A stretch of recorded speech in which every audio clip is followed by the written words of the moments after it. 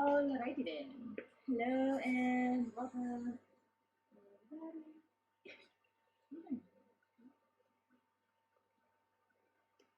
Hi. Hi everyone. We are here with another episode of CherrySTEM. And we don't have as good of a microphone as I hope we would have by now, but my lab mic died and the company's taking its sweet time sending a replacement. So We're using this for now, I we're guess. using this for now, and it's a pretty good one, but it's a little awkward to set it up. I'm not sure what it did. Yay, that works. All right, so today we have a light episode, so to speak. Let's see. An episode for me to be surprised about the content, so. Yeah, basically. Well, you're an expert on so many other topics so often that, once in a while, Sure. I think it's okay to. Thing is that you're never really that surprised by it. So. I love to stumble cluelessly through things. You're not doing it. I don't. But I did want to bring up something from a previous show about the Google quantum supremacy. I don't have the quote in front of me, but take my word for it and look it up yourself if you'd like, and send me a link so I can be so I can seem better informed with links to give to people. But I read recently that the response to the article about the quantum supremacy of the Google's quantum computing drive is questioned by IBM, and the way they're questioning it was like, well, that's not very something. It was no. The reason I don't have the quote and I don't remember it because there was no real criticism. It was just like, well, they're not. It's not good. So it's basically so you're telling me people who failed at quantum computing, IBM with the D-Wave. What is that? From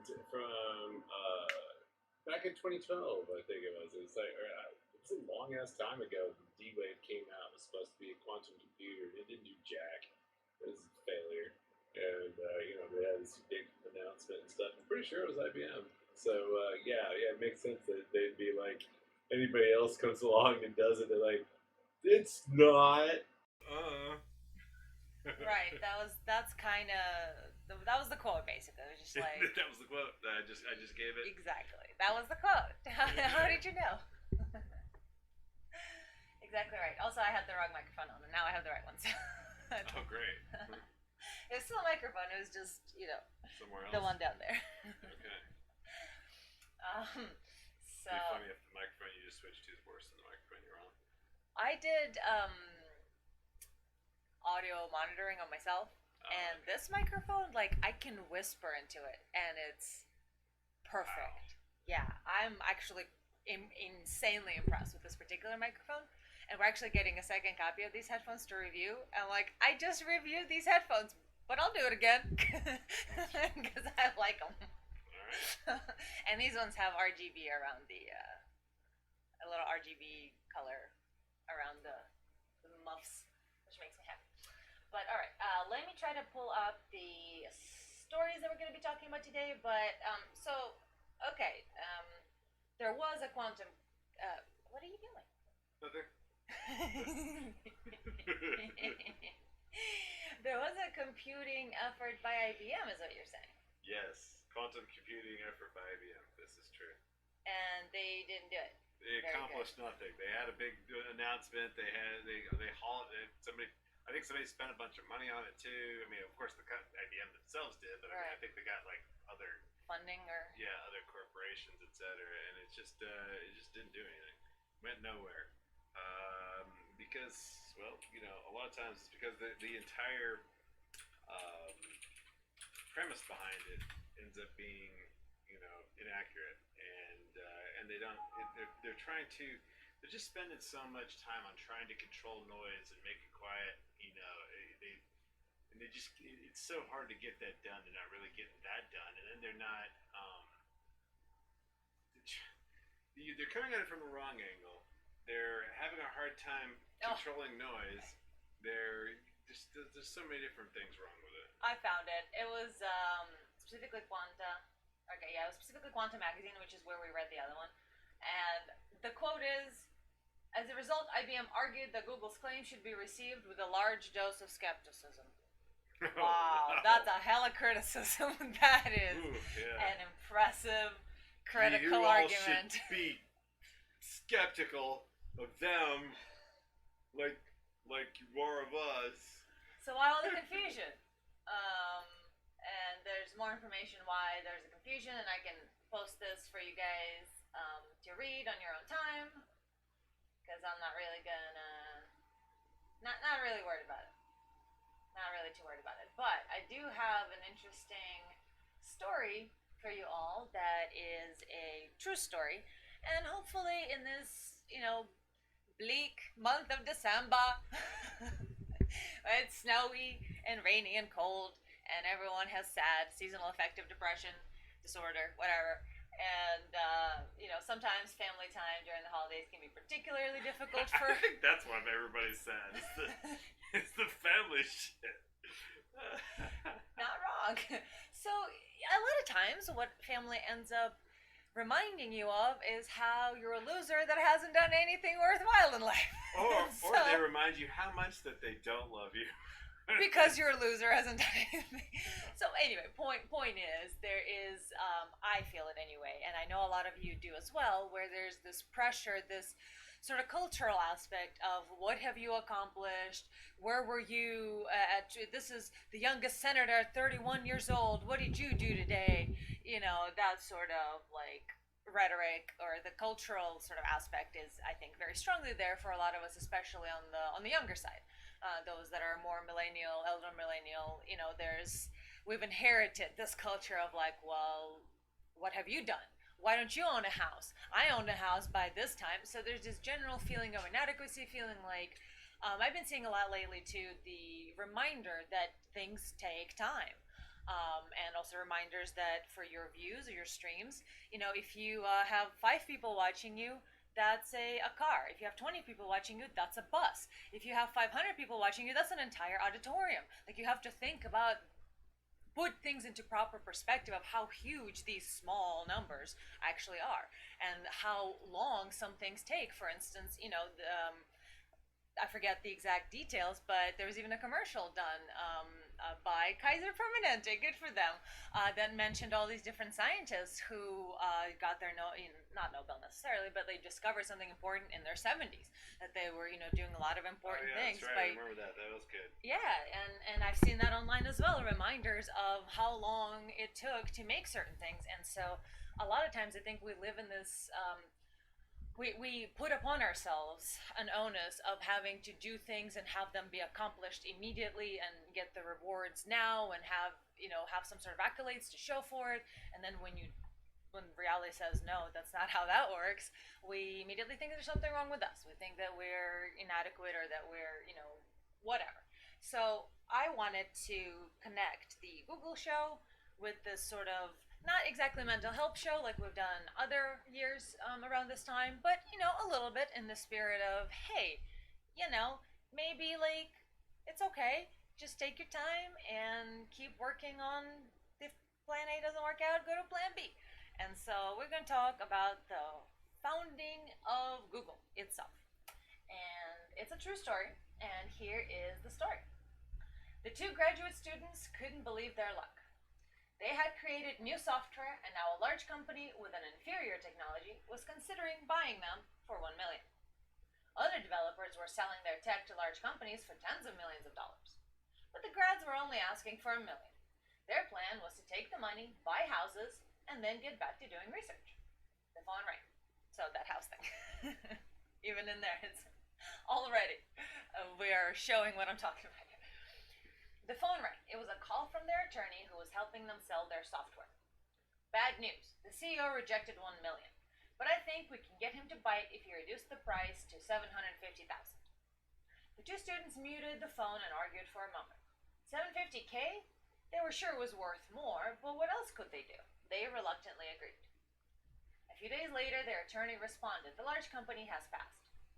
grad students were bummed. In order to make any money, they would need to turn to their Plan B. Build the software into a real business.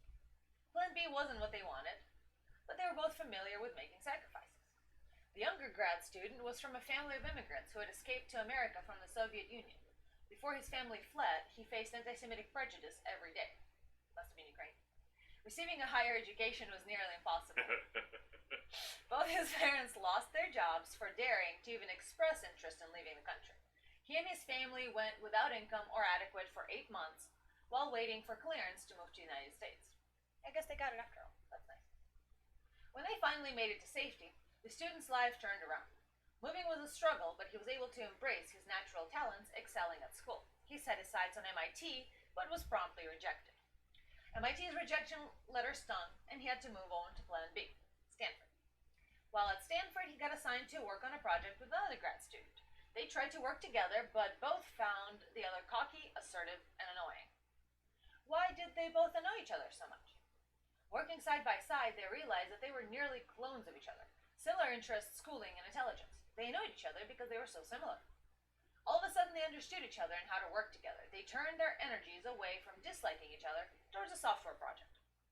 They were working on a tool for professors and students to quickly find the information they needed across thousands of documents. They developed a cutting-edge algorithm that worked like a charm. Stanford loved it, and since it was a school project, filed for patent. Inspired by their... Was that Stanford patenting it? Their students' work? Or Stanford providing an avenue for students to patent their own work? Because one of those is infinitely better than the other.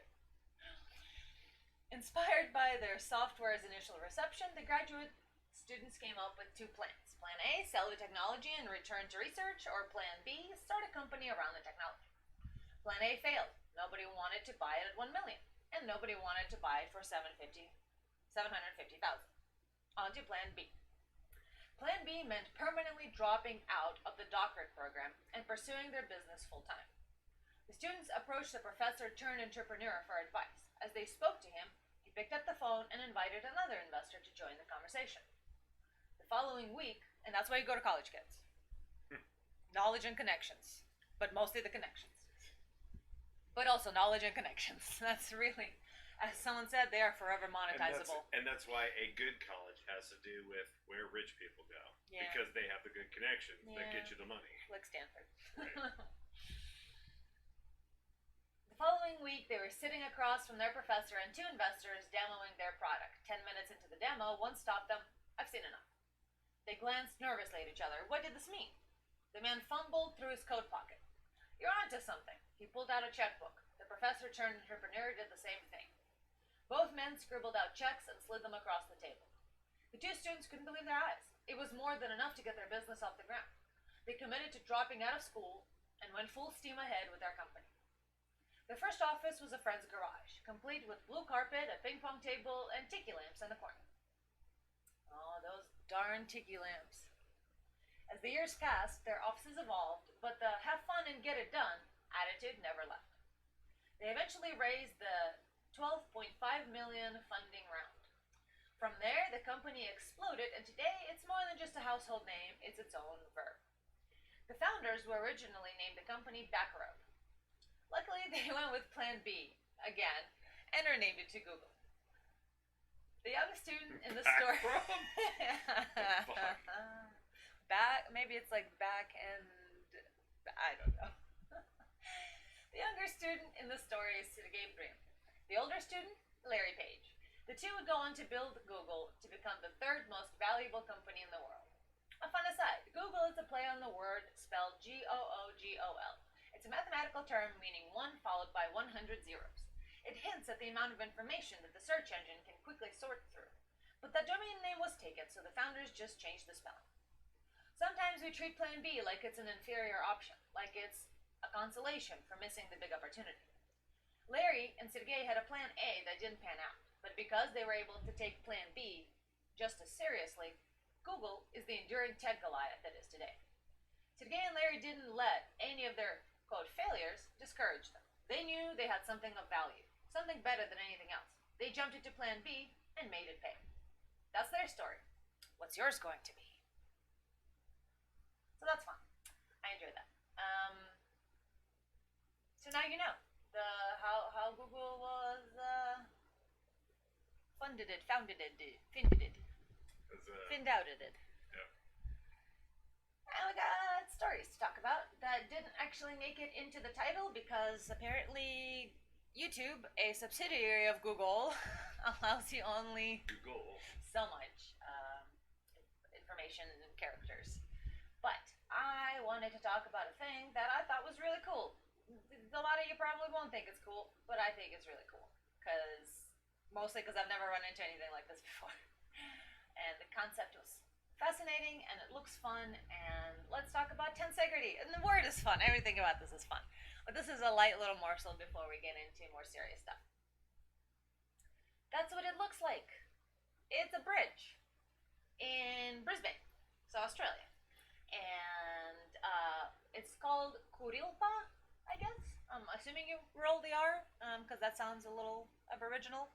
Dude, that just looks like a mess. Yeah, but it's fun. It's like a fucking mess. That looks like something that you would leave in your wake in Final Fantasy VII after you've I don't know. It looks taken like down a Mako reactor. looks like somebody doesn't know what the fuck they're doing building that bridge. That's what it looks like. It's in Brisbane, I guess. I don't know that I want to go across that bridge. That thing's gonna fall apart. Look at that thing. It's trash. Oh, It does look poor bad. bridge.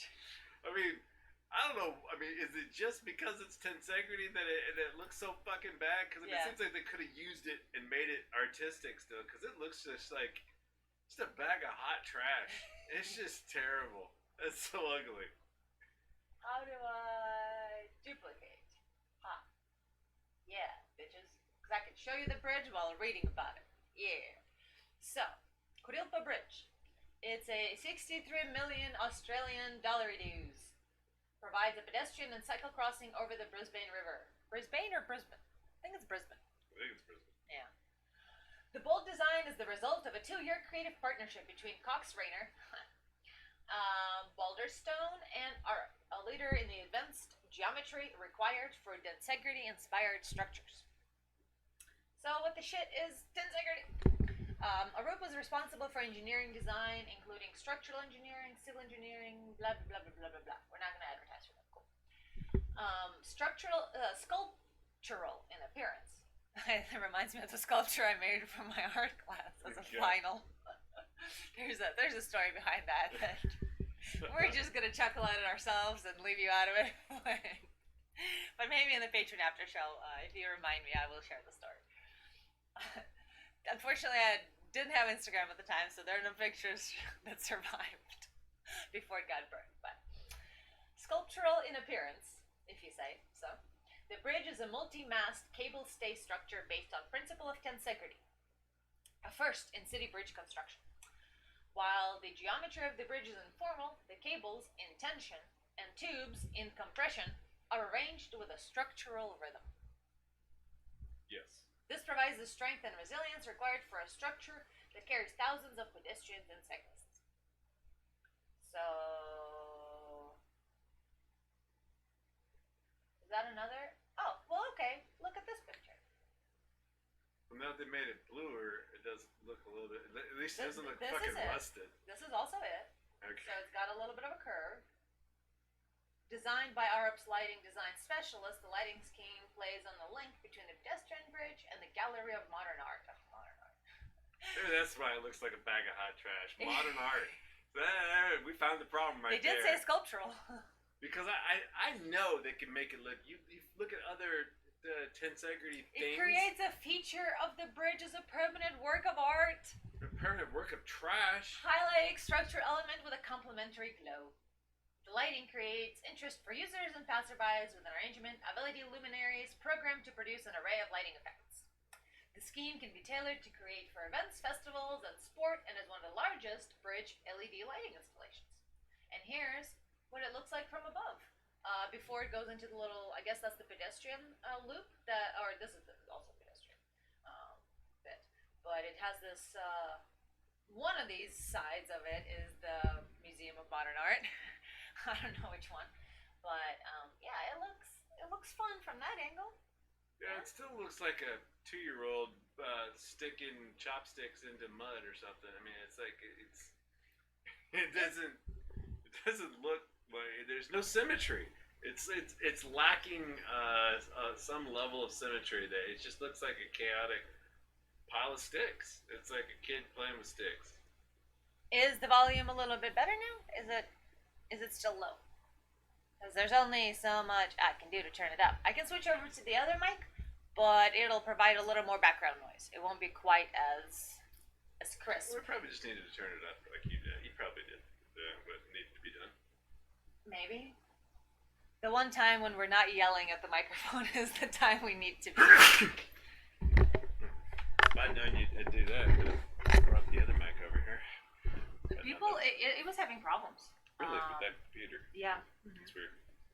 So hopefully, is it better now? Let us know. If it's not better, we'll just switch over to a different mic. Now this bridge. Oh, that's why it's on Erupt's website. That's why it's advertising for itself so hard. Yeah. Solar power for sustainability. Grupa is one of the world's largest scale solar-powered pedestrian bridges in the world. Oh, I guess the whole thing's pedestrian. With 84 photovoltaic panels. Oh, what? That's a cool word. Photovoltaic. The panels supply between 75 and 100% of the power required for lighting, with surplus electricity fed into the grid. Oh, fun. And there's another view of it with a slightly different color scheme. Mostly just looks like a lot of matchsticks or sparklers Yes. that run out. Yeah, exactly. It's somebody had a bunch of sparklers. They ran out and they just stuck them in the mud, and there you have it. All right, let's see. Well, we can see with. So yeah, like I was saying in the beginning, we don't have our lav mic. It's very nice, and I also don't have the other microphone. The microphone that I had here it broke. Oh yeah. Yeah, so we're very low mic at the moment. Limited on mic options. Indeed. But yeah, let's go back to this one. It's done pretty well in the past. Yeah, it definitely did. It was just a little bit more background noise, so I was hoping for a bit of a cleaner, more professional sounding audio, but if it's going to be too quiet, forget that. Do-do-do. So, can you explain to me what the electroencephalography is? Because they're not really explaining. It's just basically opposing tension. I mean, So why is that? Why do we care to even make that? Why is that better than regular? It's kind of like Bridges. I think it's a little bit like how how bones have all the hollow spaces in them, so that makes them the ratio of weight to strength goes way up because of the way that it's connected in a variety of places.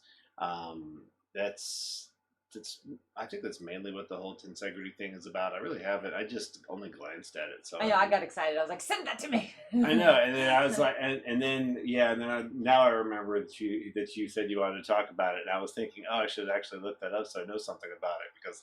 Oh, then I told you don't need to look anything up. And then you told me I don't need to. It's like, don't I need to look something up? And you're like, no, you don't need to look anything up. Yeah.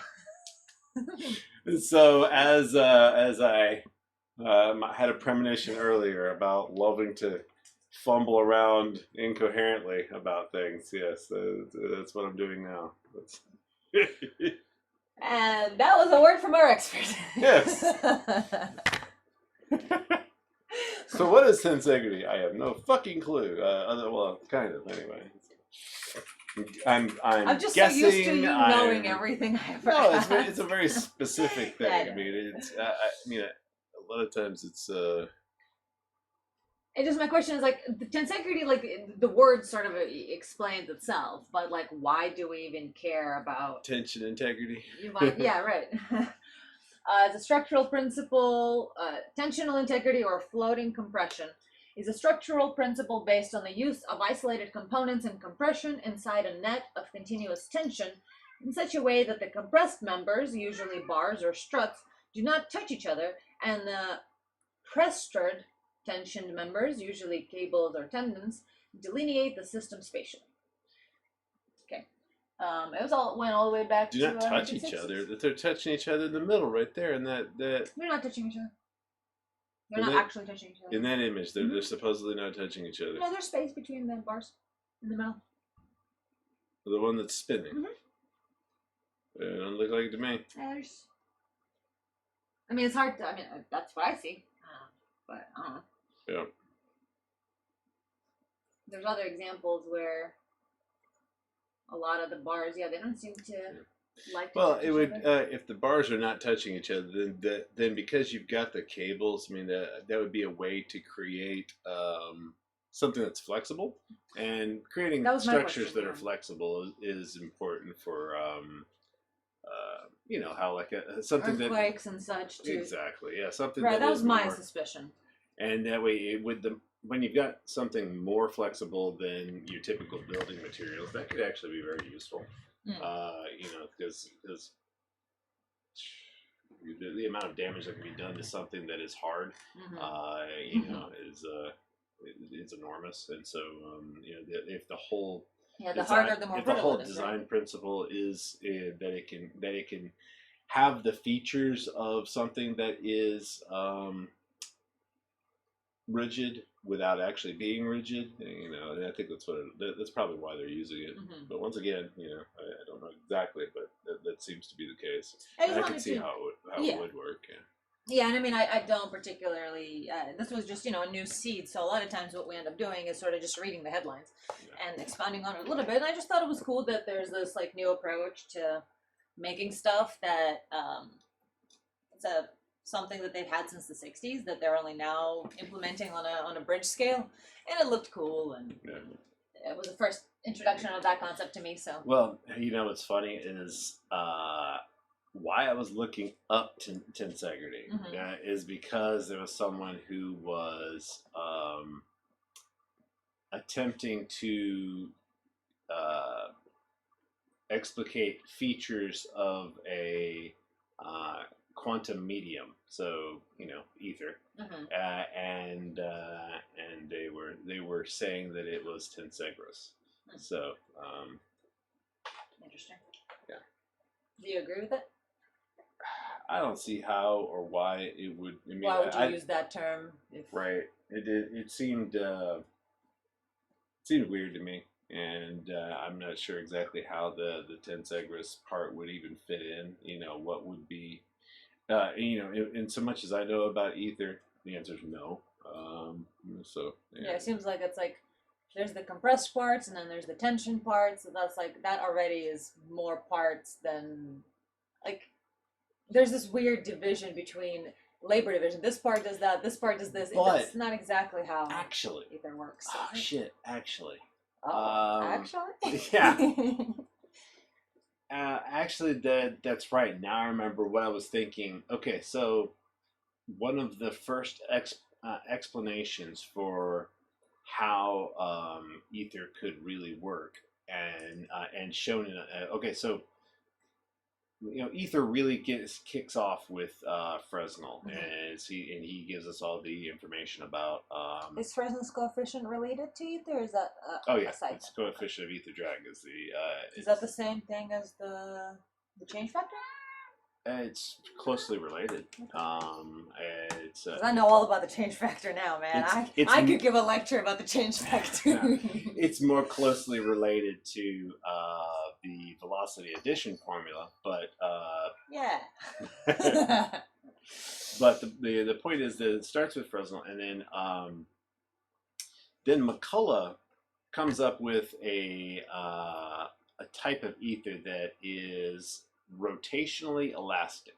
And so understanding what the hell rotationally elastic even freaking means was difficult in the 19th century, right? So yeah, in the 1800s, and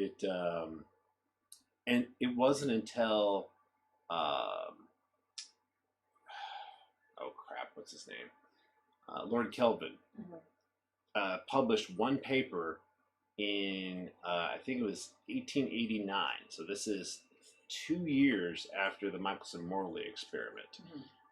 And it's a paper that not a lot of people know about. I actually made it popular again, so such that I saw it in Wikipedia. Somebody I know, because nobody had ever brought up this. This was just a search, a history search by me that found this one paper where he explained how McCullough's ether could be physical.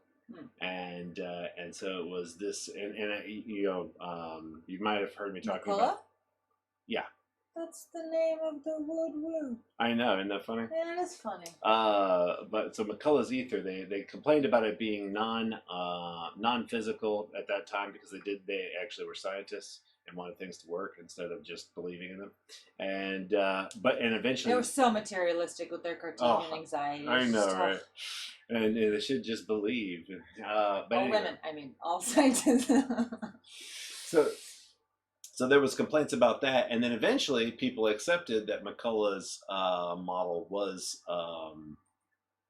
valuable, and for the most part, they were able to see how it was true and accurate, and helped in a variety of ways. I mean, eventually McCullough's ether leads to the Cosseret brothers in 1909, and most people don't know how that all works. But anyway, the point is that there's something called hydrodynamic, or is it? No, let's see. What was this paper's name? Now I'm not remembering. It's not coming to mind. The hydrostatic adynamic constitution of ether was the name of Kelvin's paper.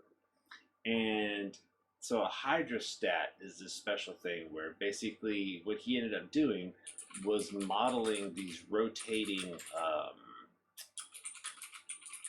they're called hydrostats, but they're kind of like pillars, like, I don't know. The point I'm getting at here, like hydrostatic?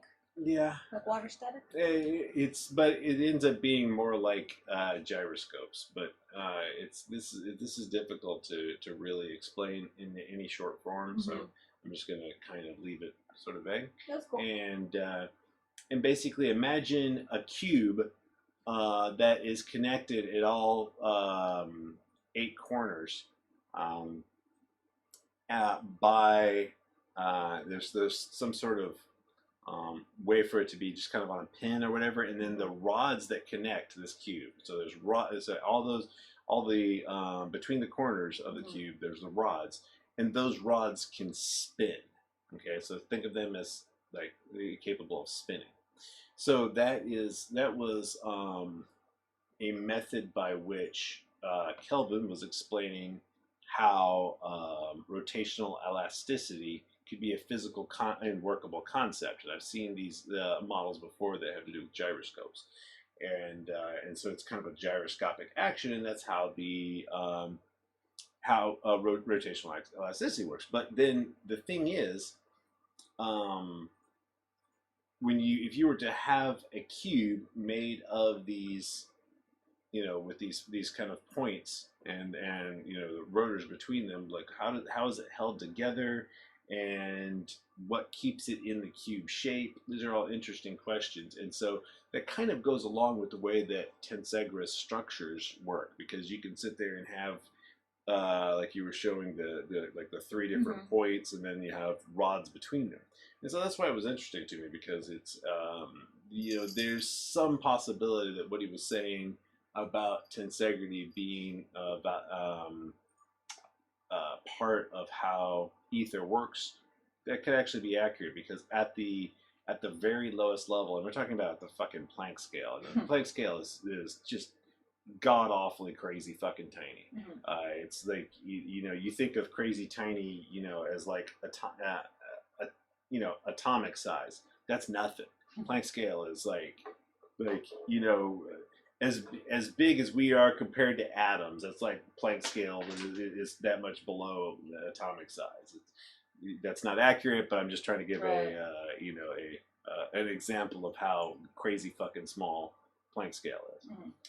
But I mean, if you're going to explain how it works, how ether works at then you need to kind of get down to that level. And we're actually kind of talking about things that are sub-Planck structures. So anyway, so yeah, I could see how there would be some way in which tensegrity might be applicable, and how, and unfortunately, I don't know enough about micropolar elasticity, which is eventually where Kelvin's work eventually became micropolar elasticity through the Kosarat brothers, and that has to do with there was all these problems with elasticity that actually they ended up figuring out that even Maxwell's equations had some level of non-physicality to the way by which it was the elasticity was occurring, and so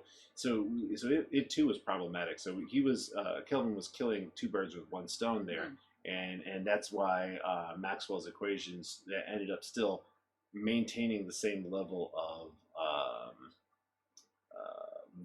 not just value, but level of prestige, I guess, or respectability, or in other words, because science, if you couldn't have something be just magical like you can now, Right. where you just believe it. It had to have a physical.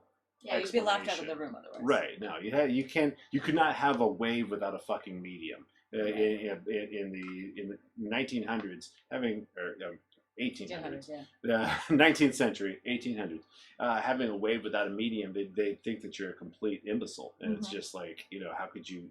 What do you even say? How could you miss such a basic? Not just miss it. How could you even think for 1 second that something so irrational? Why would you even say these things to us? What's wrong with you? Are you mentally handicapped? And I today have the exact same feeling about people whenever they talk about waves without a medium. Are you mentally handicapped? I still get that feeling because it's just like, so you're just believing, it's absurd. But anyway, so yeah, the tensegrity thing might actually be applicable, but it's I just haven't seen enough of it. Yeah, joke's on me. The all the Australians are gonna laugh. The bridge opened in 2009, so it's like 10 years old now. I was like, look at these news, guys. Hey, there's lag between Australia and US, okay? Yeah. It's on the other side of the planet, for fuck's sake. I mean, come on. 10-year lag, right?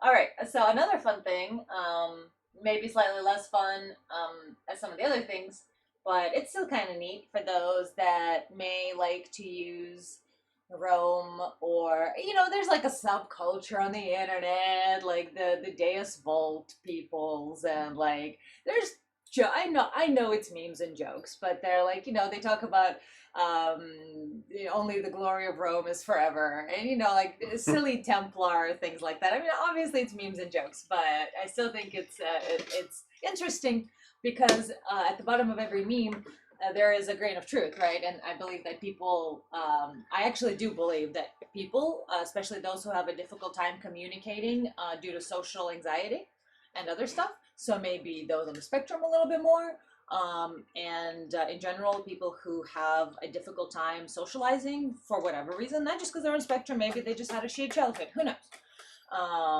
But they communicate in memes to each other, and I think there is actually some value to. It's kind of like a collage where people are. It's a psychological thing where whenever you've been through trauma or you have to process something, one of the useful methods of doing that is to actually make a collage, and it is a therapy. Kind of like painting therapy, but it also is one of the reasons, for instance, speaking of painting, there's the reason why when a young child draws something disturbing, like, arms raised in a V, and the dead lay in the pools of maroon below. So when your children draw that in a school, the parents will be called in to be like, hey, they're drawing disturbing things, because a lot of times this process of art, of externalizing what is inside of you on paper, can help you process, and it also reveals potentially inner trauma or something that a person's thinking about or something that's bothering them. So I tend to look at memes oftentimes these days as these collages, as potentially hiding or holding in them a grain of truth about what that person is going through. And so I kind of like to pay attention to the memes that people share in order to just kind of gauge where they're at emotionally, what they might need, where they might be struggling. So one of the memes about Rome is I've seen those types of things, and so because of that, I'd like to present some information about Rome that people may not have known in the past, or these specific people don't know about, and I didn't even know about it. I think a lot of us didn't know about it until archaeologists, let's see when, in November 27th, 2019. So this is news, okay? Okay. Oh no, why? Oh God. What? I looked over to the right. Most red in the world. Newborn baby left for dead after being dumped in drain full of red ants. Why? Why is this there? Go, why? This is awful. I don't want to see this. There's an image and everything. For the love of God. What is wrong with you people? I am the TV. The tragedy fuels me much? Jesus Christ. Okay, I'm gonna enlarge this image so that others don't see what I just subjected myself to. Because this is fucking disturbing. I don't want to see this today, right now. For fuck's sake. Okay. Archaeology shock. So that was a shock, not the archaeology. Most red in the world? Why? Why is that most red in the world? What is happening? Okay. Scientists have discovered a hitherto fact. What's hitherto fact? What is that? Hitherto unknown is what they meant to say. Yeah. Okay. That ancient Rome was in fact a melting pot of different cultures and ethnicities that has proved to be an unprecedented archaeological DNA in what has proved to be an unprecedented archaeological DNA excavation study. So I guess the idea is that most of the time we thought that, oh yeah, Rome had the Romans and then they had their slaves in other places, but Rome was like pure and such. But a new collection of DNA samples from ancient Romans dating as far back as 12,000 years has revealed how the population was more diverse than previously understood. The study not only revealed a multicultural picture of what was thought to be a relative monoculture, but it also made it clear why ancient Rome's political discourse might have changed so drastically over time, with its society simultaneously shifting with its politics. The analysis found that ancient Romans were from all around Europe, the Near East, and Northern Africa, rather than just an isolated enclave of Rome and its surrounding areas.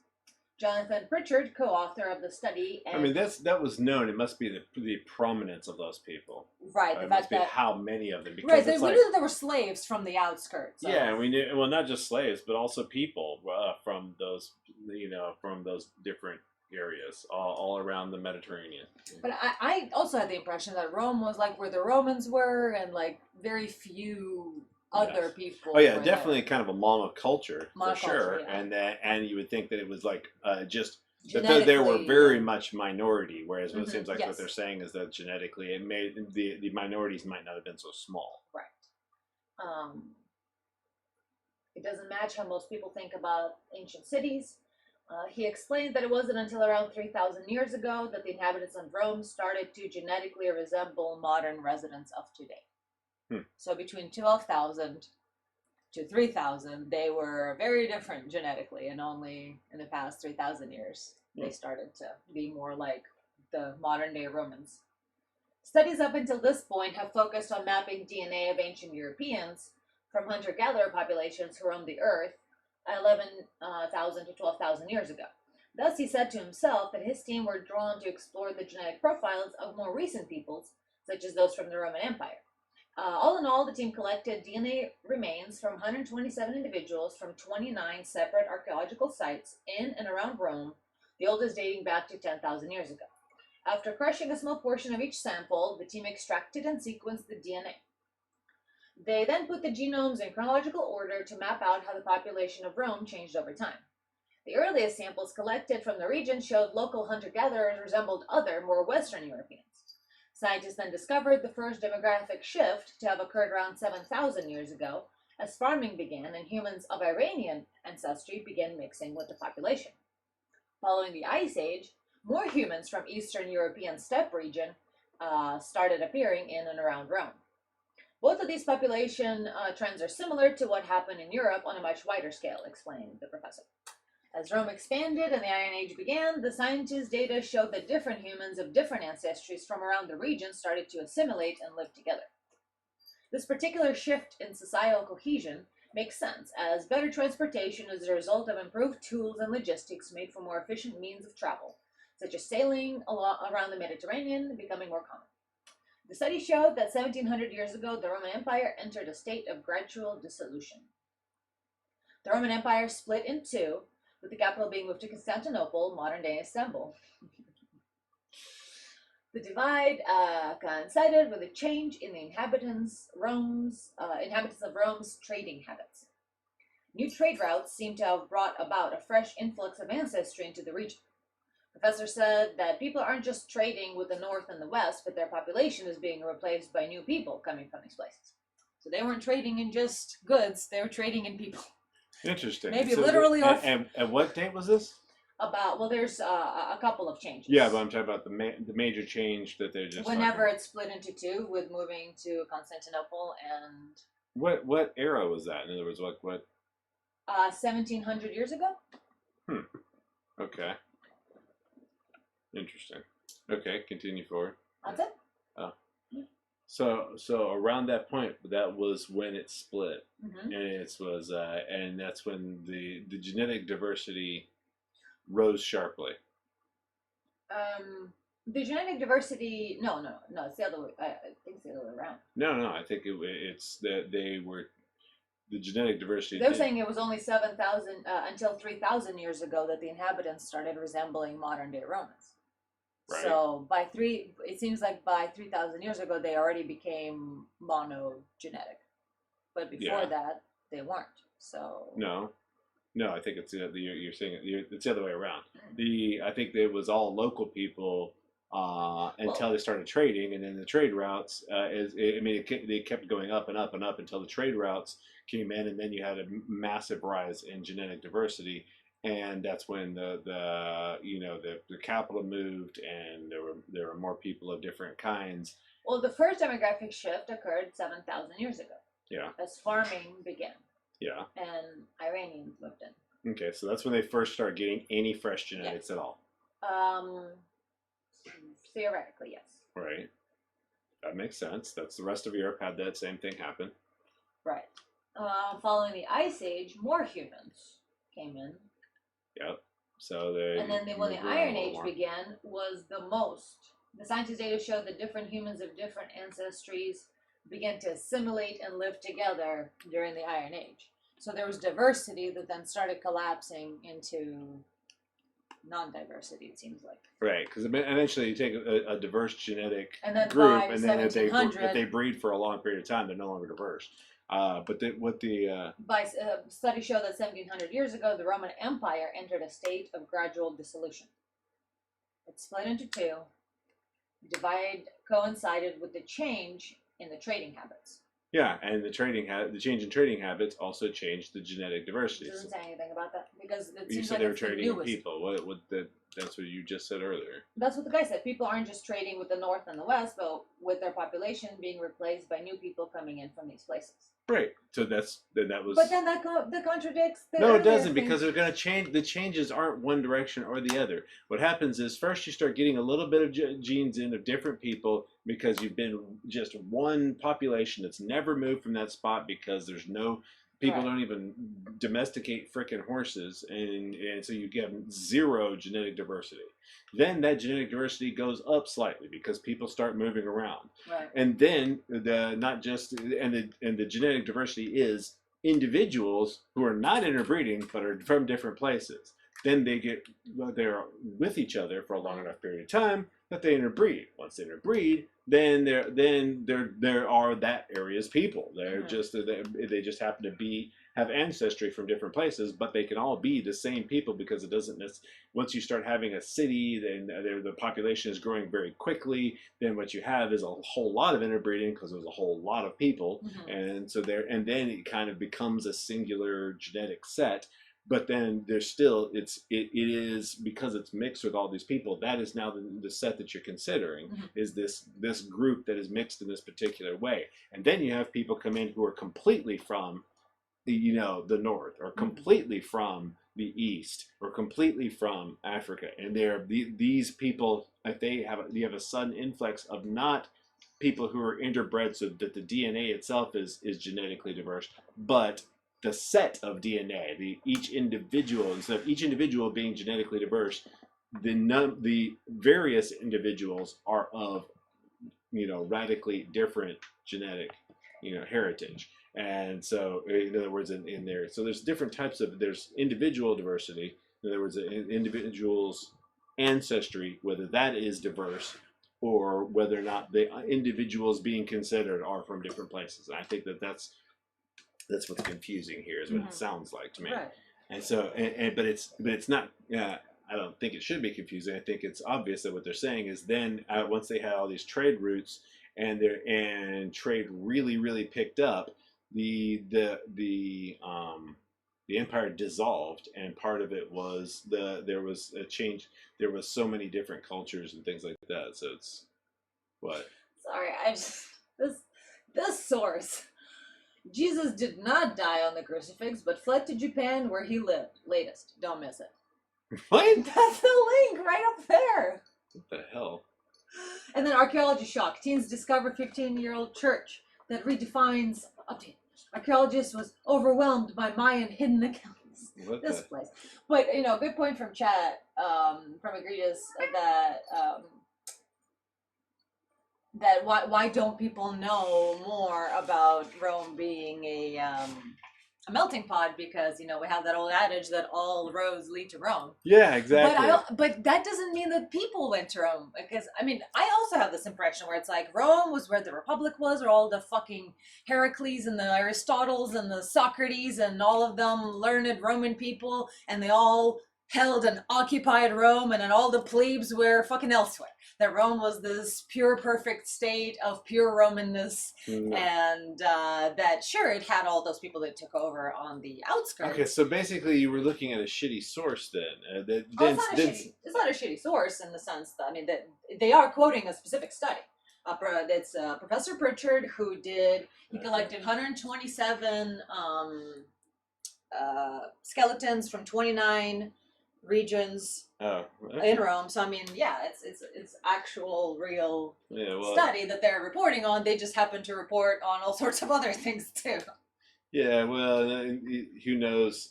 If this guy might have been a very biased individual, because what it was sounding like to me that he was trying to uphold a particular picture. I don't know if it's accurate or not. I don't want to, because I don't know. I don't want to comment on it, but it does support a anti-multicultural view.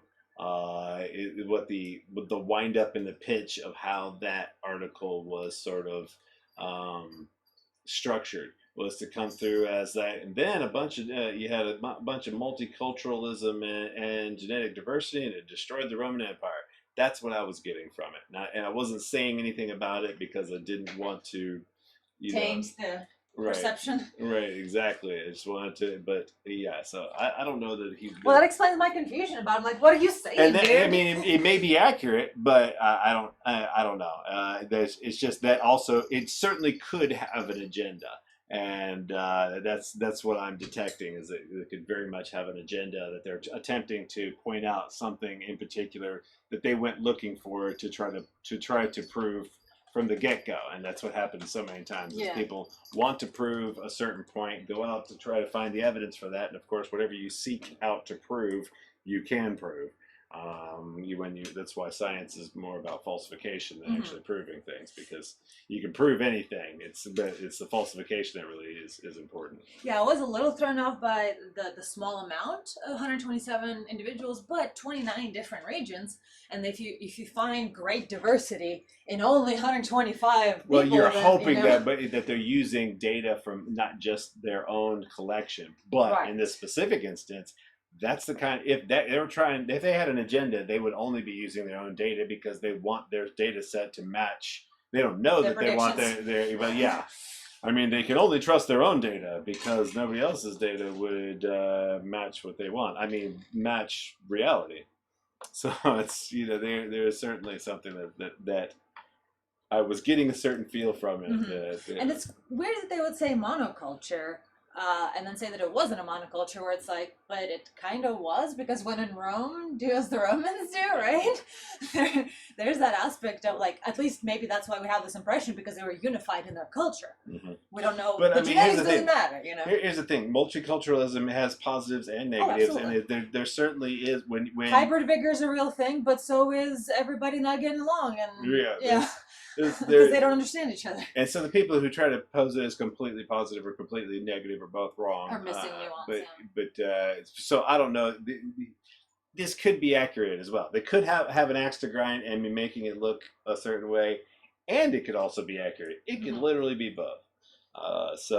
Well, we're just going to leave express.co.uk with a grain of salt and move on to the Smithsonian, because that's much better. I mean, actually, I'm not being sarcastic. It is actually better. At least the way I trust the Smithsonian, even though there are certain assumptions that archaeology, etc., has that, you can't. See, I told you I was channeling him. My photo shoot. Yes. Sorry, we had a cat moment. The meows are being extra meowy right now, and also he's going to destroy that. So that's a photo shoot. Oh my god. Yeah. Yep. So I was right to try to squirrel this away from him, because he already destroyed a piece of wax paper. And I don't need him destroying my prop curtains. All right. So yeah, there are certain assumptions about archaeology that all archaeologists agree with, even though geologists disagree with them. Yeah. And so there's only so much you can ask of the Smithsonian at a certain point. Yeah, there's only so much you can ask of any group's knowledge, because that group's knowledge is going to be tainted by orthodoxy. And so, thing is, though, this is really cool, and we briefly talked about this as a fact of the day. Tip menu, when Beth was there, she was like, I'm looking it up and it's awesome. So here it is. There's an image of a mummy with a freaking neck tattoo, like a gangster. Check that shit out. Yep. Infrared reveals Egyptian mummies' hidden tattoos. Awesome. Yeah, the mummies of 7 women. Gangsta bitches. 7 women found at Egypt's Deir el Medina site bear tattoos, including crosses, baboons, and hieroglyphics. Awesome. What did the hieroglyphics say? I don't know. Let's find out. Gangsta bitch. Yeah, it's probably what it said. Let's see. More than 30 tattoos are scattered across this female mummy's skin. The image that we saw, that was just one of them. Or 3. Yeah, once you go to the neck, you've usually exhausted some other all areas. The others. You usually don't start at the neck. That's not the first place you're gonna touch. Usually, no. That's the last resort. It's like you've already used up a lot of space, and so So the ancient Egyptians were known for decorating nearly every available surface, from the walls of temples to the interiors of tombs, and every square inch of statues and furniture. But recent scholarship suggests the Egyptians' penchant for adoration didn't end there. As Bruce Bauer reports for Science News, infrared images of 7 3,000-year-old mummies have revealed an array of hidden tattoos scattered across the ancients' bodies. Archaeologist Ann Austin of the University of Missouri presented research on the tattooed mummies at the annual conference of the American Schools of Oriental Research. So see, it's okay to say the word Oriental. It's like literally a fucking it's vocabulary word. The Orient is a place. Yeah, well, our Asian store down the street is called Oriental Market. I don't think they mind.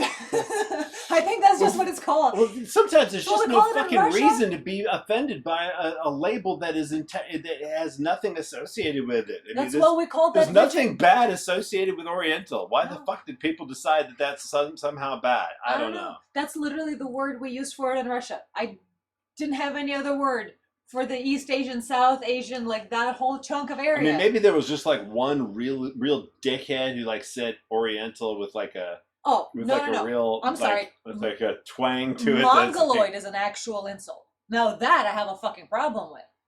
Yeah, I could see how. And some people I've known have used it. And I'm like, excuse me, don't you dare use that, you asshole. So yeah, I mean, I don't know what the hell, but I always have this like, oh, ha, what? Is someone gonna fuck me over because I said Orient? Whoa, you know. But Yeah. that's literally the word. Well, if there's always going to be some asshole who could say anything. You could True. say, like, okay, hippie has now become like kind of a Boomer. yeah. Well, yeah, boomer. and, you could say, but it's its own term. Yeah. I'm talking about like something that was just fine and great until somebody started saying it with a nya and kind of Yeah, hippie. voice to it that eventually people took offense to, and then suddenly the term itself becomes somehow theoretically bad, but a lot of people don't think it's bad, and there's all this fucking confusion. So annoying. It's like, no, let's look at intentions instead of letter of the law. Let's stop doing the whole acting like we can't tell people's intentions. Yep. Let's see. Austin and her colleagues found the tattoos on mummified remains. The still unidentified individuals were probably artisans and craft workers who helped construct and decorate the elaborate tombs found in the nearby Valley of the Kings and Valley of the Queens. They think that's what they were. It makes sense. A bunch of artist women would have tattoos. Yeah. Yeah, basically. It totally makes sense. So we know those people. Yeah, these are people. Yep. Just from a while back. People have not changed that much. Nope. But you go back freaking 10,000 years, humans are exactly the freaking same. Like, there's just been so little change. Yeah. According to the paper's abstract, tattooing in ancient Egypt remains poorly understood. The civilization left very little record of the practice, and prior to the Deir el Medina finds, researchers had only identified 6 other Egyptian mummies with tattoos. So this isn't super new, but they probably thought it was like super isolated incident. So it was niche information that didn't necessarily need to be shared. Yeah, I wonder if it's a like some sort of club or like a society. Crips and the Bloods. It's a gang. No, that kind of society. No, I mean I don't know. It seems like they're something that they're passing along. That some small group of people who are known to each other, type of thing. They first noticed the markings on the neck of a headless, armless torso, and initially thought they were painted on. Upon closer examination, she realized the designs were actually tattoos. Using infrared light to better examine the mummy, she eventually found 30 individual tattoos, many of them invisible to the naked eye due to resins used in mummification. Huh. So that's the thing. If we start taking infrared light to all the mummies, might find some more. Maybe all of them are tattoos. Maybe all Egyptians are getting tattoos. Anybody who would be mummified. Mm-hmm.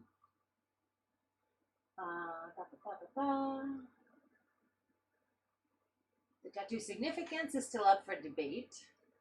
All of the tattoos in this region have been found on women. Interesting. They might have been sex slaves.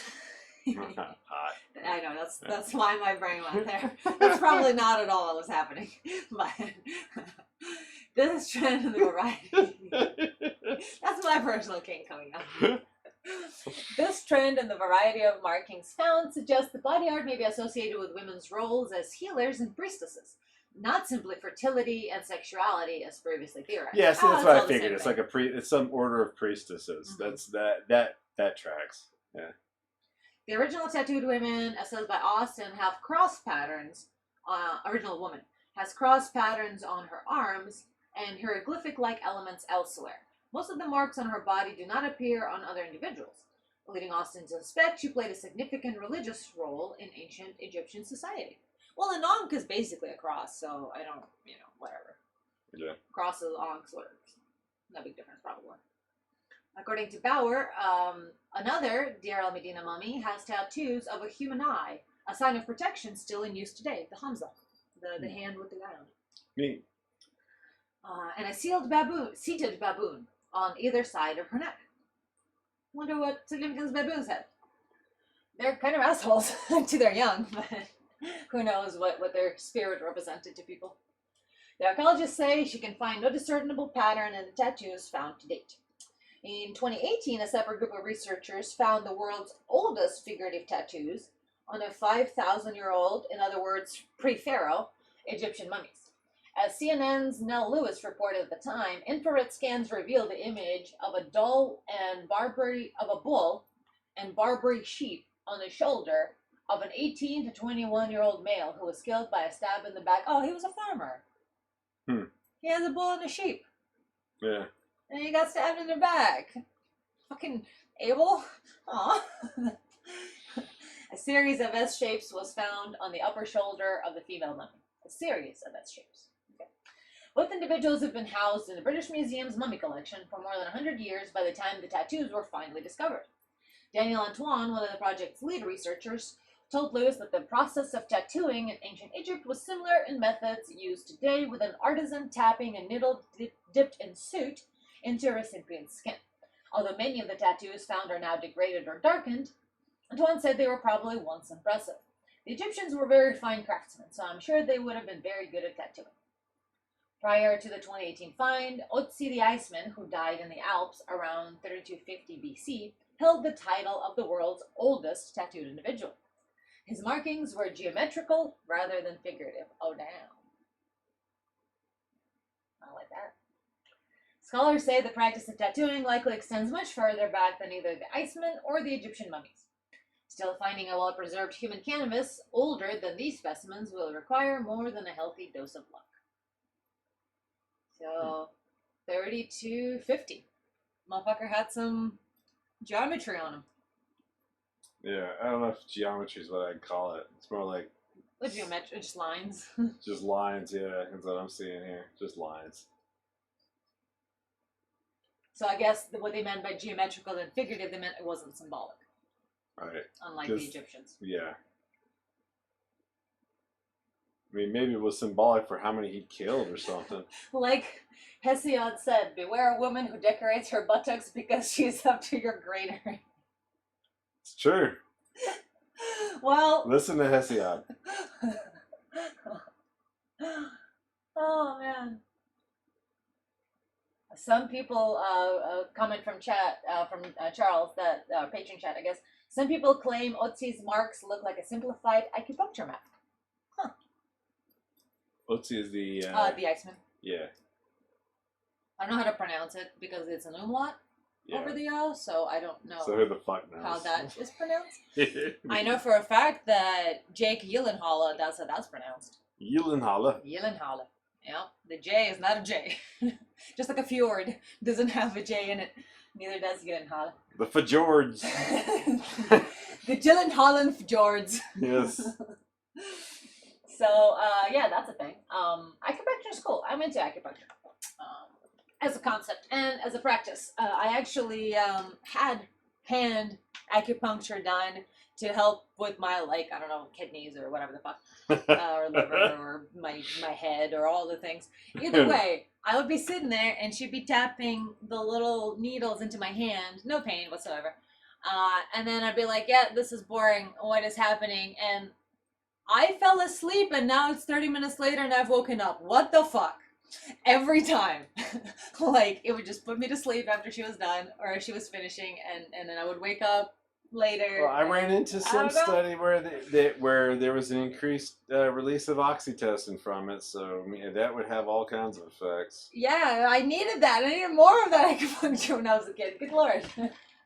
Also explains why things were not so good when I moved to America, because I wasn't getting... Yeah, there's so much shit that's downstream of oxytocin. In the same like, way. Oh my god, this stuff. Because it was Anton's mom. It was the inner sanctum, inner community. So it was There like you I go. felt held and loved. Yep. You know. And it may entirely be that too. Mhm. Who knows? It's true. It could be simple touch. Exactly. Alone. It's just simply Yes. that some person that you don't necessarily know that well, spending a lot of caring time Or somebody over you do know really well. And that would, or As in, like, you know them because they're a member of your community, but you've not engaged in physical contact with them, but you do know them. spending careful time over you, that seems like it would increase oxytocin. Careful time. Yeah. Well, it was over my hand in this case. And but then oxytocin has a huge impact on health. And that's the one thing people have just not spent enough time looking at the cascades downstream of oxytocin. God damn. That's why they have touch therapy for AIDS patients. That's why they bring dogs in for cancer kids. Oh, and that's why there's such a huge change to like premature babies. Yeah, oh my God, yes. Stuff. They actually... Just gigantic fucking differences. They bring parents in to touch the baby when they're preemies. Yeah. And they put their hands through the little incubator and give them touch. So that's so far. So there may actually be no effect from the needles. Who knows? Well, the acupuncture, the Asian style, I did the hand one. But the Asian style is your entire body. So I mean, this is somebody taking close time without judgment over your whole body. You know? Yes, right. Well, what I'm saying is the needles themselves may not be the cause. The cause may be the interaction with the human. And of course, the placebo of not only you believing that you're going there to fix a particular ailment, but the expert believing they're there fixing that particular ailment for you. Oh, placebo's a real fucking effect. It's measurable positive impact. Placebo plus oxytocin can do wonders. So, speaking of placebo and oxytocin... Oxytocin is fucking powerful. Period. I'll say that again. Goddamn. The pill might shrink certain brain regions among women taking it! Speaking of oxytocin... Whoa. A brain region called the hypothalamus. Like, we don't fucking know what that is. That's cute. The hypothalamus? That's cute, you guys. Life science. Come on, you can do better than that. Come on. A brain region called the hypothalamus. Oh, what? No. Why is the page crashing? Hold on. I'm going to duplicate it. Oh, because they want me to join their newsletter? That's fine, whatever. A brain region called the hypothalamus is smaller among women who use birth control pills compared to non-users, a new study finds. Is hypothalamus Really? the 4 F's, or is that the thalamus? I think it's the 4 F's. They'll probably tell us. But, yeah. Birth control pills may slightly alter the structure of women's brains, according to a new study. The study found that women taking the pill, or as it's known, an oral contraceptive, and what the pill is, for those unfamiliar, it is usually just estrogen, and there's various ways of getting birth control, but most of the time it's hormonal. There's only one single case in birth control, aside from condoms, that is a female condom. There's only one long-term form of birth control that exists that isn't hormonal, and that is an IUD. It's an intrauterine device, and it is made out of copper. And so what happens in that case is the charge of introducing copper to that environment doesn't allow for an inseminated egg to attach to the wall of the uterus, and that's how pregnancy begins. Yeah. It's not enough to have an egg be inseminated with a sperm. It also has to lodge itself onto the uterine wall in order to begin growing and get blood supply and create the amniotic sac and all of that stuff. And so copper provides a particular charge environment to where that bonding with the wall of the uterus never happens.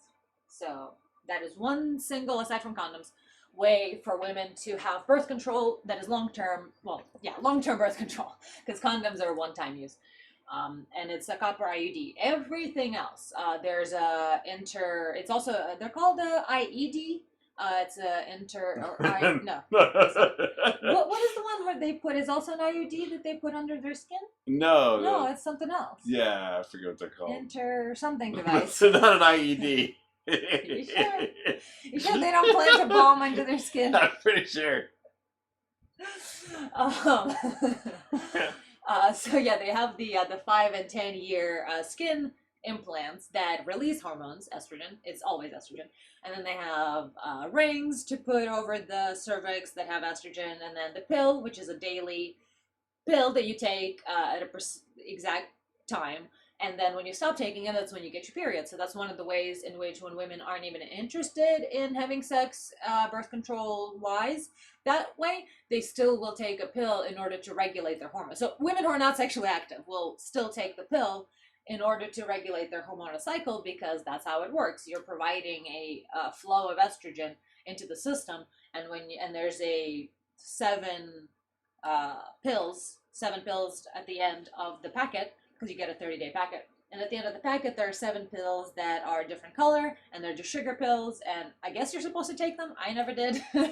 So basically just stop at the last pig pill and then start taking one, next month after the 7 days. So all the time, every time, it's estrogen. And if you guys remember those commercials from a while back about consult your doctor to find the dose that's right for you, that's really a thing. Women do have to go between doctors to find the right level of estrogen, because not every body responds to the same level of estrogen the right way. And that's why women have things like weight gain, breakouts, mood issues, because the amount of estrogen that they're being given is wildly inappropriate to what their body needs. So that's how the pill works. And you have to take it every day for 24 days. And yeah, if you get pregnant, you explode. This is true. It'd be a very effective method of birth control. Right? Not because it would stop them from getting pregnant, but because they would keep the pregnancy from going to term. Exactly. Very effective. Right. So they're saying that the birth control may slightly alter. So let's see. So women taking the pill have a smaller hypothalamus than women not taking the pill. Hypothalamus is a pea-sized structure deep inside the brain that helps regulate involuntary functions such as appetite, body temperature, and emotions. So weight gain, breakouts, and mood issues. Yeah, that's exactly what I just outlined a minute ago. There's also the HPA axis, which is the hypothalamic pituitary adrenal Right, it also connection. serves as a link between the nervous system and endocrine system, a network of glands that produce hormones. So your total fear response, your underlying natural fear response, things like that. Your bonding response, oxytocin. Yeah, your bonding response, Your all of those adrenaline things, response. all those things that are subconscious. Yeah, what else are hormones? Yeah. And it's altering that area. Great. Yeah. It's just fucking great. Just like altering people's personality at a really deep fucking level. That's good. About 150 million women use oral contraceptives worldwide, according to a 2019 report. Despite their widespread use, research looking at how oral contraceptives affect the brain, of course, is sparse. It's a pretty understudied area, said Dr. Michael Lipton, professor of radiology at Albert Einstein College of Medicine in New York, who led the recent research. The new study, which will be presented today, December 4th, is when the article is written. So this is a 5-day-old study, presented anyway, 5 days ago, at the annual meeting of the Radiological Society of North America. That's a strange society to present it to. Is the first to look at the pill's effect on the hypothalamus. To gauge the structure's volume, the researchers used MRI scans of 50 women, 21 of whom were taking a combination pill, a common birth control. Oh, that's right. Yes, I misspoke earlier. Estrogen is always the root ingredient in birth control pills. But I apparently didn't know that combination pills exist. Because, I did research on birth control pills like a really long time ago and never ran into combination pills, which have estrogen and progestin. So yeah, I thought it was estrogen and progesterone. That have that. But I only knew about just the estrogen pills, though. Yeah, no matter what, there's always estrogen, but it looks like combination pills might be the ones that are more common now. So it has estrogen and progestin. I don't know why they're not calling it progesterone. Stimulation of the hypothalamus can also trigger aggression, indicating anger or fear, and many other functions related to motivation and emotion. You want feminism? That's how you get feminism. Well, no, the particular brand of insanity. I mean, No, histrionic this disorder is seems absolutely. to be If you're directly talking about changing the fucking fucking hypothalamus. hypothalamus, God, that's Yeah. just so bad. Yeah, I It's know. so fucking It's bad. so bad. Because endocrine system is so important. Hormones are, I don't think people understand how important hormones are. Like, I know neuromodulators and neurotransmitters are important, but hormones affect them. So it's extra important to take care of your hormones in a natural, good way. But anyway, the 21 of the women out of the 50 were taking a combination pill, which is a common type of birth control, provides a dose of synthetic estrogen and progestin. The team also had the women complete online interviews and standardized tests to assess aspects of their mood, personality, and cognitive function. On average, the women taking the pill had a hypothalamus that was about 6% smaller than it was in women not taking the pill. For a brain region, that's a pretty sizable difference, Lipton said. Because I was about to go 6%, that's not even 10, it's pea-sized. Like, it's already so tiny and it does so much. So thinking about removing 6% of that, like... Yeah, well, it is such a core part of everything.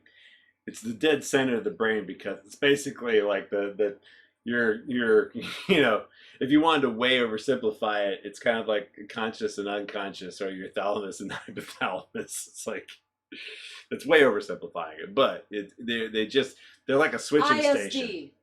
Interstitial device? Sure. I don't know. Yeah, sorry. You're talking about the birth control, not an IED. Yes. No. Yes. Given the hypothalamus produces hormones that regulate the body's endocrine system, the results are not surprising, said Jonathan Shafir, Associate Professor of Obstetrics and Gynecology at The Ohio State University, who was not involved in research. Birth control pills may be telling the hypothalamus that it doesn't need to produce these hormones. In fact, prior studies have shown that sex hormones promote neurons' growth, Lipton said. One hypothesis is that the synthetic hormone in oral contraceptives interfere with these effects that lead to less brain growth. L's and R's. I'm starting to become Asian.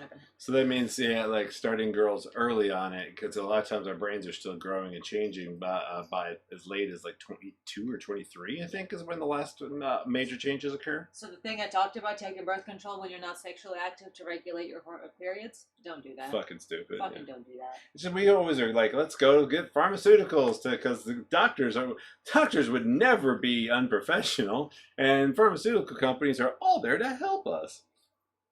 They're all honorable and they've all done their due diligence and testing. Yes, definitely. These systems all work. It's capitalism, by God. What could possibly go wrong there? Still, exactly what the effect of a smaller hypothalamus might be are not entirely clear, Lipton said. So he's not making any judgment call. No, we're not going to say other than, yeah, it's like a really central part of the brain that everything's fucking connected to. The study shows that women taking the pill do not have smaller brains overall. So calm down. Calm down, anti-birth control conservatives. And that their mental abilities are not affected, except for when they are, because the researchers did find that a smaller hypothalamus is associated with increased anger and symptoms of depression, so their mental abilities are affected. Yeah, so what they mean is they could do smarty things. They could do smarty things, but they can't do emotional. Like, their EQ is trash. Yeah, well, EQ could be all right, but it's their emotional control. Emotional control, right? Right. Their self-control is trash. Yeah.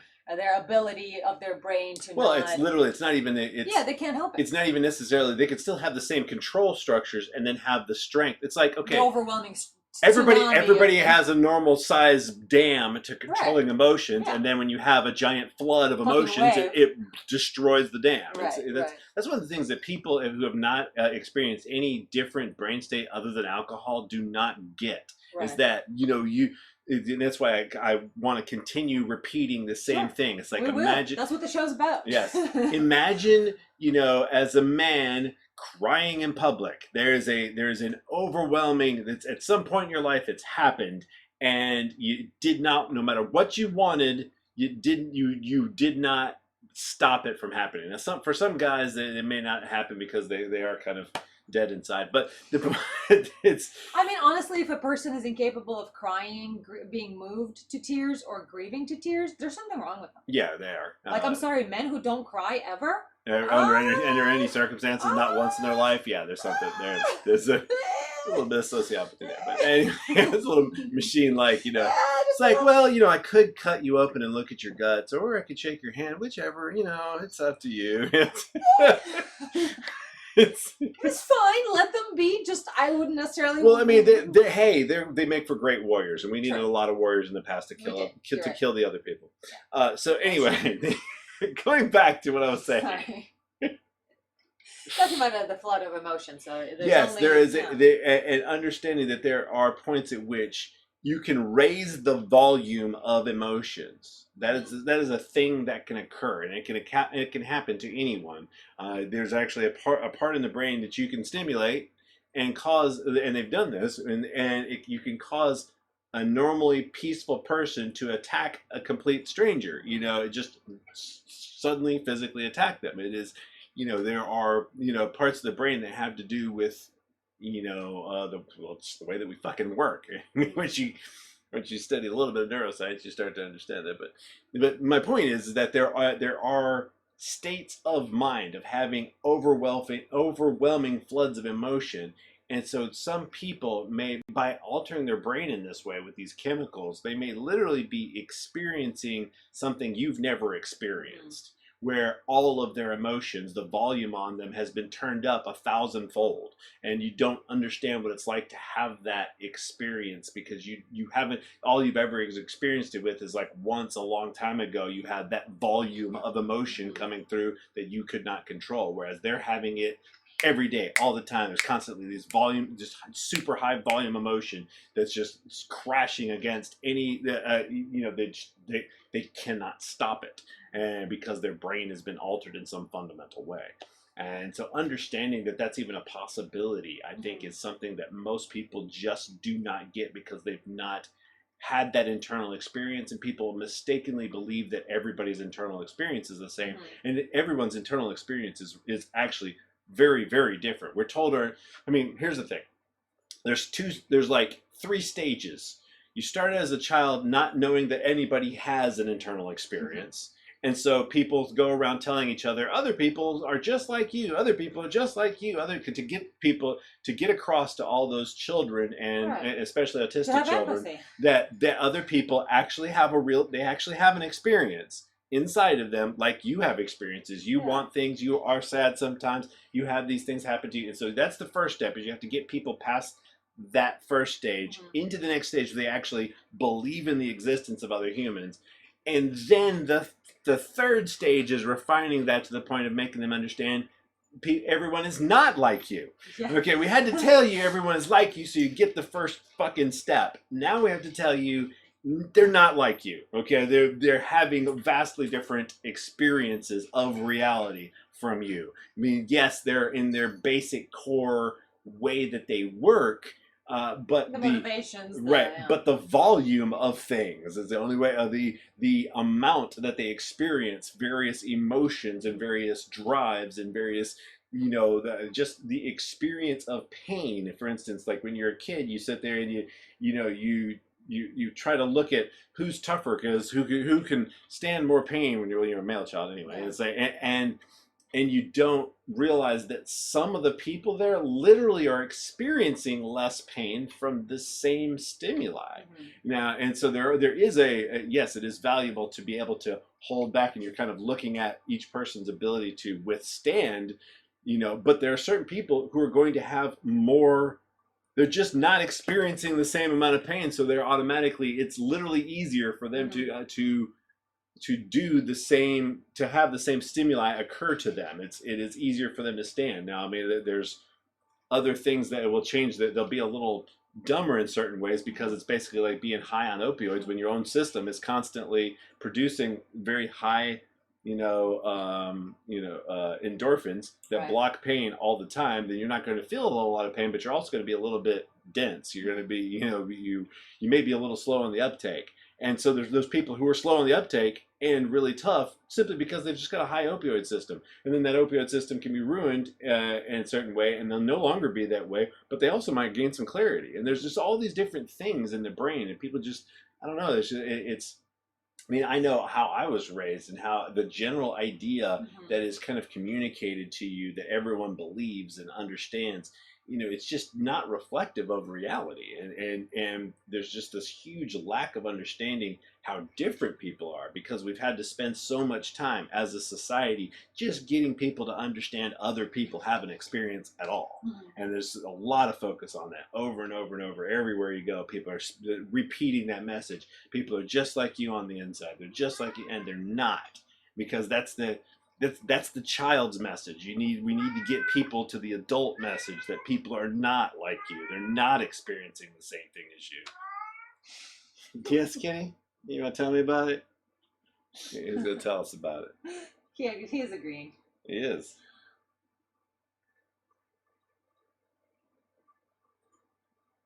I felt like you were cut off by Oh, the mouse. no, I wasn't Okay. cut off by me. He finished it. I mean, he put a capstone on it. I couldn't have. You know, he really. Well said, Kitty. Well said. Well, there's a comment from chat about since you're talking about pain tolerance. There's this fascinating thing that we touched on a little bit, but we'll, could and would go over it again as to the high opioid autism and low opioid autism. Yeah. And the one, because there are sometimes when you look at certain manifestations of autism, they overlap with sociopathic tendencies. And so there was even a question of, are autists sociopaths? What's going on? Well, and then of course you look at others and they're just like super gentle, super soft, like too sensitive for this world. But they have trouble with eye contact, but they're extremely like kind. And so it's like, what the fuck? Like, that's not a sociopath, but that's still somebody on the spectrum. So what the hell is happening? And we have, I don't know if it's like an official research thing or... At this point, it's been too long since I've looked into it. So all I know is that I noticed, and I don't pay very close attention to what the orthodoxy is sometimes when I, because I don't really care. And a lot of times they're so we'd so like far to postulate behind. a theory. Yes. We have a theory. We have a theory that somebody else may have communicated to me first. I don't even know, and that it's the two extremes of opiates that opioid function that you find in autism. Now, I mean, autism. Well, so first of all, there's three types of opioids, right? We have the mu opioid, which is the pain relief. Then we have the kappa opioid, which is fear and social learning. Right. Essentially, well, it's a fear receptor that is synapses on the amygdala, which is the fear and social learning area of the brain. But opioid receptors get activated by fearful responses. And then there's the delta opioid. I don't fucking know what they do. Yeah. So, nobody really knows particularly well because it has some of the functions of the pain. I mean, the reason why they're all called opioid receptors is because they're all somehow linked to pain in some strange way, but they're very different in their action. You release kappa opioids along with mu opioids, and mu opioids are the ones that are the addictive pills, opioid crisis. That's the mu. That's the actual pain, literal physical pain relief that you experience in your body. They've done awesome studies with bunnies, where exposing them to a not premonition, but expectation. When you expose them to an expectation of a painful stimuli, they will release opioids prematurely to prepare for the pain that's about to come. So I actually use this trick myself when I'm about to, something physically painful has to be done in order to, do some sort of medical thing or something, or like a shot or squeezing a painful pimple. I don't know. Whatever it is. So I brace myself for the pain with this expectation of pain, welcoming the pain, because that's gonna make my oxygen like, it's coming, it's about to be there. Where's that opioids? Come on, hurry up, buddy. Yeah. And a little bit of kappa opioids are also released with it, and they have an anti-addictive property. And we did actually a great talk episode about this, about salvia and the opioid crisis, and I made sure to add the cards to the last awesome. Stream. So I'm gonna add a card right here, right now. You can go watch our opioid episode for those that are re-watching this and not the live people. But so the So yeah, the two opioids. Yes, and so Our theory. there is definitely a connection between gut health and this was something people had noticed a while back, way before they had actually pointed out that there's a direct connection between the gut and autism, which has to do with the way, which is it's part of vitamin D and the way that serotonin is specifically used in the gut versus how it's used in the brain. That was one of the first really major discoveries. New study explains how microbiome, gut bacteria, affects fear. Yes, exactly. Quantum Magazine, thank you. Yeah, and then most people probably know that that opioids impact the speed that your gut works. So when people take pills or any kind of thing like that, they get all stopped up, and then whenever they're withdrawing, then they got diarrhea. And so there are these different connections. Well, one of the things that was connected to autism before people knew it was directly related to the gut through the vitamin D serotonin route. But before they noticed that people had weird gut health issues and with autistics. And so one of the things that there's these neat little tricks of things that are connected to other things. And now I'm going to tell you about this because I want to tell you about something related. And that is like if you take your hands and fold them right now, you're going to have one thumb that is over the other. And trying to fold your hands the other way, you'll feel that it's just uncomfortable, gross, like, ugh. Okay. That don't fit right. And about 90% of the time, the way that you're folding your hands will directly correlate with your eye dominance, which eye you see. Like if you've ever done eye dominance tests, where basically if you take your hands, make a little hole, and like raise it straight over something, what is in the whichever eye is open when that object is in the center of the hole. You don't mean which eye sees better, because some people with astigmatism, it's very different than eye dominance is not strength of vision. And there's more people who are right-handed and right eye dominant than there are people. There's not nearly as many people who are right-handed and left eye dominant. Usually your eye dominance and your handedness are strongly correlated. But there are people who cross over, and a lot of times those people tend to be ambidextrous, and or at least slightly ambidextrous, and things of that nature. So anyway, that's just it's just a neat little thing that I've taught people before, that you'll notice that the way that you just fold your hands has to do with sort of these brain dominance things. Which of course, that's when I talk about eye dominance, you're also talking about brain dominance to some extent or another. So there are these interesting correlations. Well, along that same route, if your body is producing lower opioids than is natural, or higher amounts of opioids than is natural, then that's going to impact the way that your gut normally is functioning. And so one of the ways that you'd be able to tell if you were more on the higher end of opioids versus the lower end is whether or not most of the time you're running solid and occasionally stopped up, or most of the time you're running too damn much and almost never get stopped up.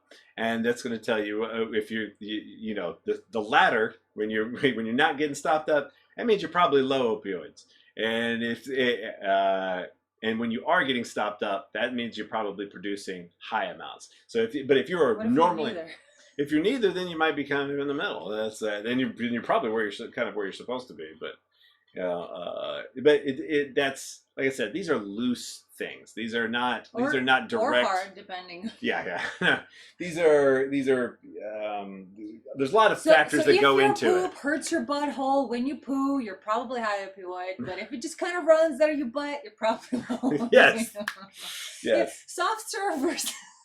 These things are not one-to-one correlations. There's other things that go in. There's a lot more to it. I mean, because you're welcome for me ruining ice cream for you. Yes. Yeah. Well, it's a simple metaphor. Rocky But road or the point is that it's usually some sort of opioid dysfunction goes along with autistics, and then you'll see that opioids also have to do with social interaction. And basically, whenever you interact with people, you're supposed to release opioids, and then those are supposed to also, downstream of opioids, you have dopamine, and that's part of why opioids are addictive, is because of how it alters dopamine. But you're supposed to, when you have interactions with new people, especially, be releasing opioids, and and that is supposed to be a normal, healthy interaction, and it's supposed to be rewarding. Well, there's two ways in which that can go wrong, and that is when you interact with new people, it gives you nothing new because you're always at a high level, so there is no bonus. There's no reason, there's no reward, there's no value. And if there is anything negative, then then that's all you remember. Then that's all you get from humans. And then there's the other way around, where absolutely every interaction is, I mean, there's always danger, and with new people, there's always little slights and things like that occur. And so therefore, if you're low opioid, the same thing is sort of also true in that every social interaction is therefore nothing but pain. It's just from a different way. But if you have a healthy system that's in the middle, then it's properly rewarding you, making you kind of blunted and dulled, because emotional pain and physical pain are very closely related in the brain. And so like even physically, but so if you're in the middle, you're supposed to be getting rewarded for social interactions and getting punished for others. And that's why it's fear and social learning. Right. So you're supposed to be it's supposed to be kind of this middle area, and not always this one note of you've always got a certain amount, and so there's no reward here at all, or everything always sucks and is painful, and you don't get any reward that way either. So both ends, they horseshoe towards each other in sense that social interaction is shit. Yeah. Yes, social interaction is basically shit to you if you have either high or low. It's just shit to you for different reasons. Right. And that can explain some of the other things we see with autism, where when you're high opioid, you're like, well, I don't really care about other humans or what they want. Yeah, exactly. What good are they doing me at all? Kind of sociopathic. Yeah, it is. And then on the other hand, you have the everything that they do hurts you. Right. Yeah. Everything is amplified. Right. All the tiny little slights where people are just playing with you, but you take it personally because you don't know, because you're not getting that opioid. Right. And the truth of the matter is, the people who are playing rough a lot of times don't care that they are doing certain things that are hurtful, and they are actually doing things that are hurtful. But there's a level of hurtfulness you're supposed to get. So you're supposed to yourself to, because it's just because you're going to be bumping into each other in the future. That's why the rough play and things like that happen with children. It's allowance for each other's existence. Yes, exactly. That's why children are supposed to be able to play and learn to be able to bump into each other. And why children are kind of pre-programmed to purposely kind of be a little shitty every once in a while is so that you are getting used to that the overall it's worth it, and sometimes it's an accident, sometimes it's not, but it doesn't really matter, because overall your overall interaction is supposed to be greater than the little slights, and the little slights are not supposed to be a big deal, because there's always going to be little slights that are accidents too, and where they don't see it. Misunderstandings, accidents. And so you're supposed somebody being an asshole you're supposed to forgive. Right. So you're supposed to be able to have that, but then when you're either impatient because they're not giving you any value in one way, or because everything that they do is hugely painful and you're not getting any value in the other way, that's just gonna fuck up socialization. And of course, don't let this be the end all, because you can absolutely fix your microbiome.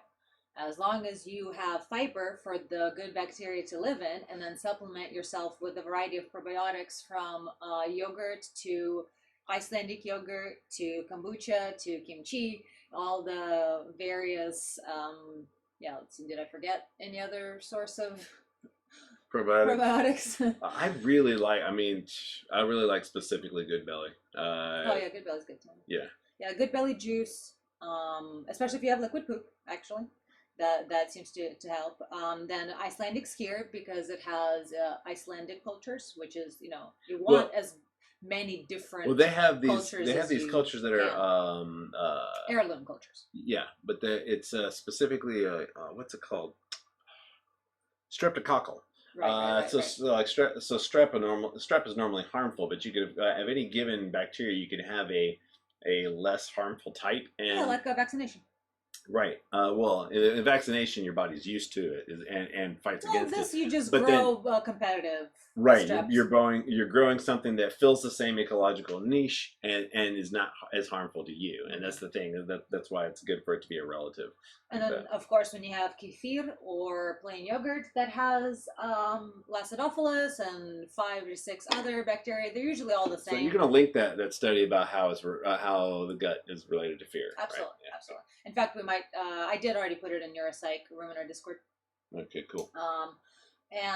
But yeah, so a lot of times the regular yogurt and kefirs that you can get in America, they all have the same 6 probiotic strains. So that's why we suggest also adding Good Belly, and which is a particular brand of juice with probiotics, and it's fruit juice. It's really yummy, and you also can get kombucha, which has the SCOBY, the yeast and bacteria colony. And the thing about yogurt and kefir, one thing we also like to add is to get a bunch of the different brands or types, organic, not whatever, who cares. But make sure to get them and then open them and sample them to see which one you like the best, and then leave them in the fridge for as long as possible. And whichever one does not mold, that's the shit you want to keep taking. Yeah, because it's creating something competitive. Now, I mean, Right. making sure that it's not this chock full of preservatives. Oh, absolutely. It has to be plain yogurt with Right. nothing but It has to be live culture yogurt, Live so culture, there's not a bunch of preservatives. no in it. sugar, no preservatives. Right. Yeah, as plain, and that's why I mentioned organic, because a lot of times we go for that just simply to eliminate as many. But you basically want some bacteria that are very competitive and good And the fiber for them to live against in it. the various things that might be in the environment, like molds and bacteria and stuff like that you're always intaking. So you're gonna have a good a good culture in your gut, and you want something that is competing well. But one of the things I wanted to point out, though, is like talking about how autism is the extreme malification of the brain. Yes. I think that Quote Hans Asperger. right, the specific way in which I think it's typically supposed to work, because obviously it is kind of a by design feature in humans. The changes to the brain are related to these various neurochemical signaling pathways and things of that nature. I think that men generally need to be a little more Stable. yeah, stable, dull to incoming pain of every kind, including emotion, social right. fret. Right, exactly, and so there also tend to be a typical masculine person is going to be a little more dense, but that's a good thing in certain ways and bad way. It's a bad thing in certain ways and it's a good thing in certain ways. That's just being able to understand that there's a give and take there. That it's like if you're more dull to something, you don't pick up on reactive to it. Right, exactly. You're not picking up on the subtleties. Well, sometimes being oblivious to subtleties is very powerful and valuable, and you're not flailing all over the place because you're paying attention to every little tiny fucking thing. And so I think the higher opioid autism, even though it does tend towards a little more sociopathy, it just to a tiny extent when it's functional. It's just when it's extreme, of course, then it becomes a problem. But when it's functional, you're not falling in with the whole crowd. You're not Right. immediately empathizing with every flailing emotion that everyone's having, and you're just being an individual. Yeah, you're being an individual. But being an individual, also, if you're too fucking individual, you don't give a shit about anybody else There's is doing, no and you're not cooperating. So And yeah, civilization's based on cooperation. so I think that the way that the system is generally supposed to work for autism and Asperger's is that's the by design method. And I think that probably the low opioid autistic type is probably a little less normal and probably It's more of the accident. a little more dysfunction than but it may be functional in other ways, of course, though, because Savants. by being very very very sensitive. So sensitive is a word here That's an actual thing that I would like for us to go over. It's a specific TED talk where a highly sensitive person is actually literally a neurochemical model or a type where they think faster in a certain way, they process things in a different way, so there's literal physical changes in a highly sensitive person. Right, so and they actually have more pain and sense, but also because they're sensitive, they also pick up little subtleties and don't miss little details, and so there's values to that as well. And so I think that the low go over that so in our, I think the low opioid autistic spectrum is where a lot of your scientists and things come from. The gentle nerds. Yes, the very gentle Very ones. A lot of soft times ones. is because they the reason that they're very gentle is because they are living by the golden rule, and they're hoping that other people will be gentle as well. And of course it's Well, that's really you interesting. can hope in one hand. Right, but that's interesting that you bring that up, because it's something I ran across just a couple hours ago with China, and this is something that I'm experiencing personally. So let me, I guess, chronologize the story. Chronologize The story properly. So I ran into a thing where an American is talking about Chinese companies and saying, "Why are you always trying to kiss my ass? Just show me your product. Show me how you treat your employees. That's what I want to see. Stop being a bootlegger." And Chinese people are like, "No, you dummy. We treat people with respect and politeness because we're expecting to be treated that way back." Yeah. It's a aspect of business that they have that is, and she said, Naomi was talking about how she saw a bunch of deals fall through specifically because of this cultural difference. Yeah. Where the Chinese are like, "Oh yes sir, please sir, thank you sir," because they're expecting you to be the exact same way back to them. And that's exactly what I experience in my dealings with the reviewers from China. So I get these emails that are like, "Oh, kind sir, please, will you please do us this favor? We'll do anything. We will fall on the ground for you. We'll put our bodies over a puddle for you, anything." And so at first I'm like, I want to respond in kind. But then I'm like, are they tricking me? Are they trying to fucking take advantage of me? And then I was like, no, just respond in kind. And I do, and everything's great. Yes. In a more violent culture, people see politeness as weakness and fear. And so, but they don't understand that it's a business way of being. And most people don't It's understand their this culture. until they go somewhere go into an environment that is more violent and be polite and see if it doesn't get you treated like shit. So true. When you go into where the general way, exactly, an emotional war zone. If you go into and you are not very curt and rude, etc., assert your boundaries with your body language, and right. And just basically, if you're not going in as a complete dickhead, you will be treated like shit. Because there's a higher right. You'll be at the bottom. And so people actually when the group is not super highly competitive that you're in, there actually is some room for a little more of those peaceful interactions where people can be polite with each other and gentle with each other and things like that. But when you're in a highly competitive environment, like you just go to a place where there's a lot of violence, and in general, if you are not very primitive and very if you're not a dickhead, basically, if you're not a dickhead, you're just showing that you're afraid. That's what the only reason for you to be sucking up to someone is because you fear their power. That's the more primitive. The only reason for you to be nice to someone is because you're attempting to get something out of them, and you're attempting. There isn't, when things are not cooperative in a given environment, and that changes throughout. That is a local cultural thing. In other words, the environment in a place can change. I'm not talking about one country. I'm talking about places in this country and places in other countries are going to have a very different cultural feel about them in the way that you interact. And so you go and you live in suburbia in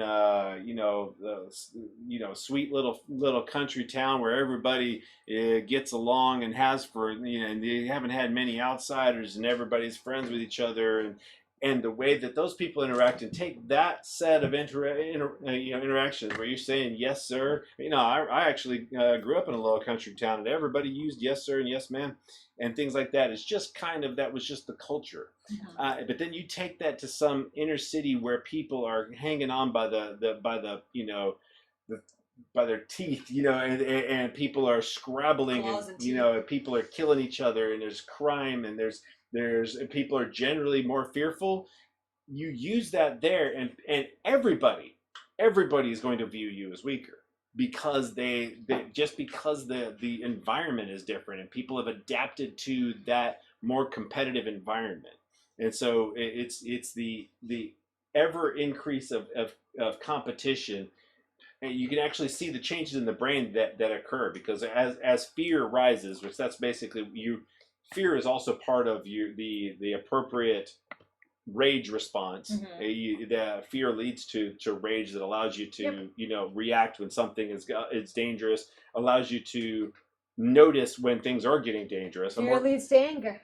Yeah, no, a person who is more capable of defending people, and therefore is capable of recognizing a situation that is dangerous. The truth of the matter is, they are more fearful. It just expresses as vigilant, but it's the same thing. Yes, vigilance and fear is the same thing, and so because it's the expectation of bad things, right? And then the expectation of bad things, of course, leads to pattern recognition, it leads to self-fulfilling prophecies, and therefore self-fulfilling prophecy. And so there's just these different feedback loops that happen in these different environments that can go wrong, right? Or right. And then those environments tend to spiral out of control. And people who live in very safe communities a lot of times end up being a bit more cowardly.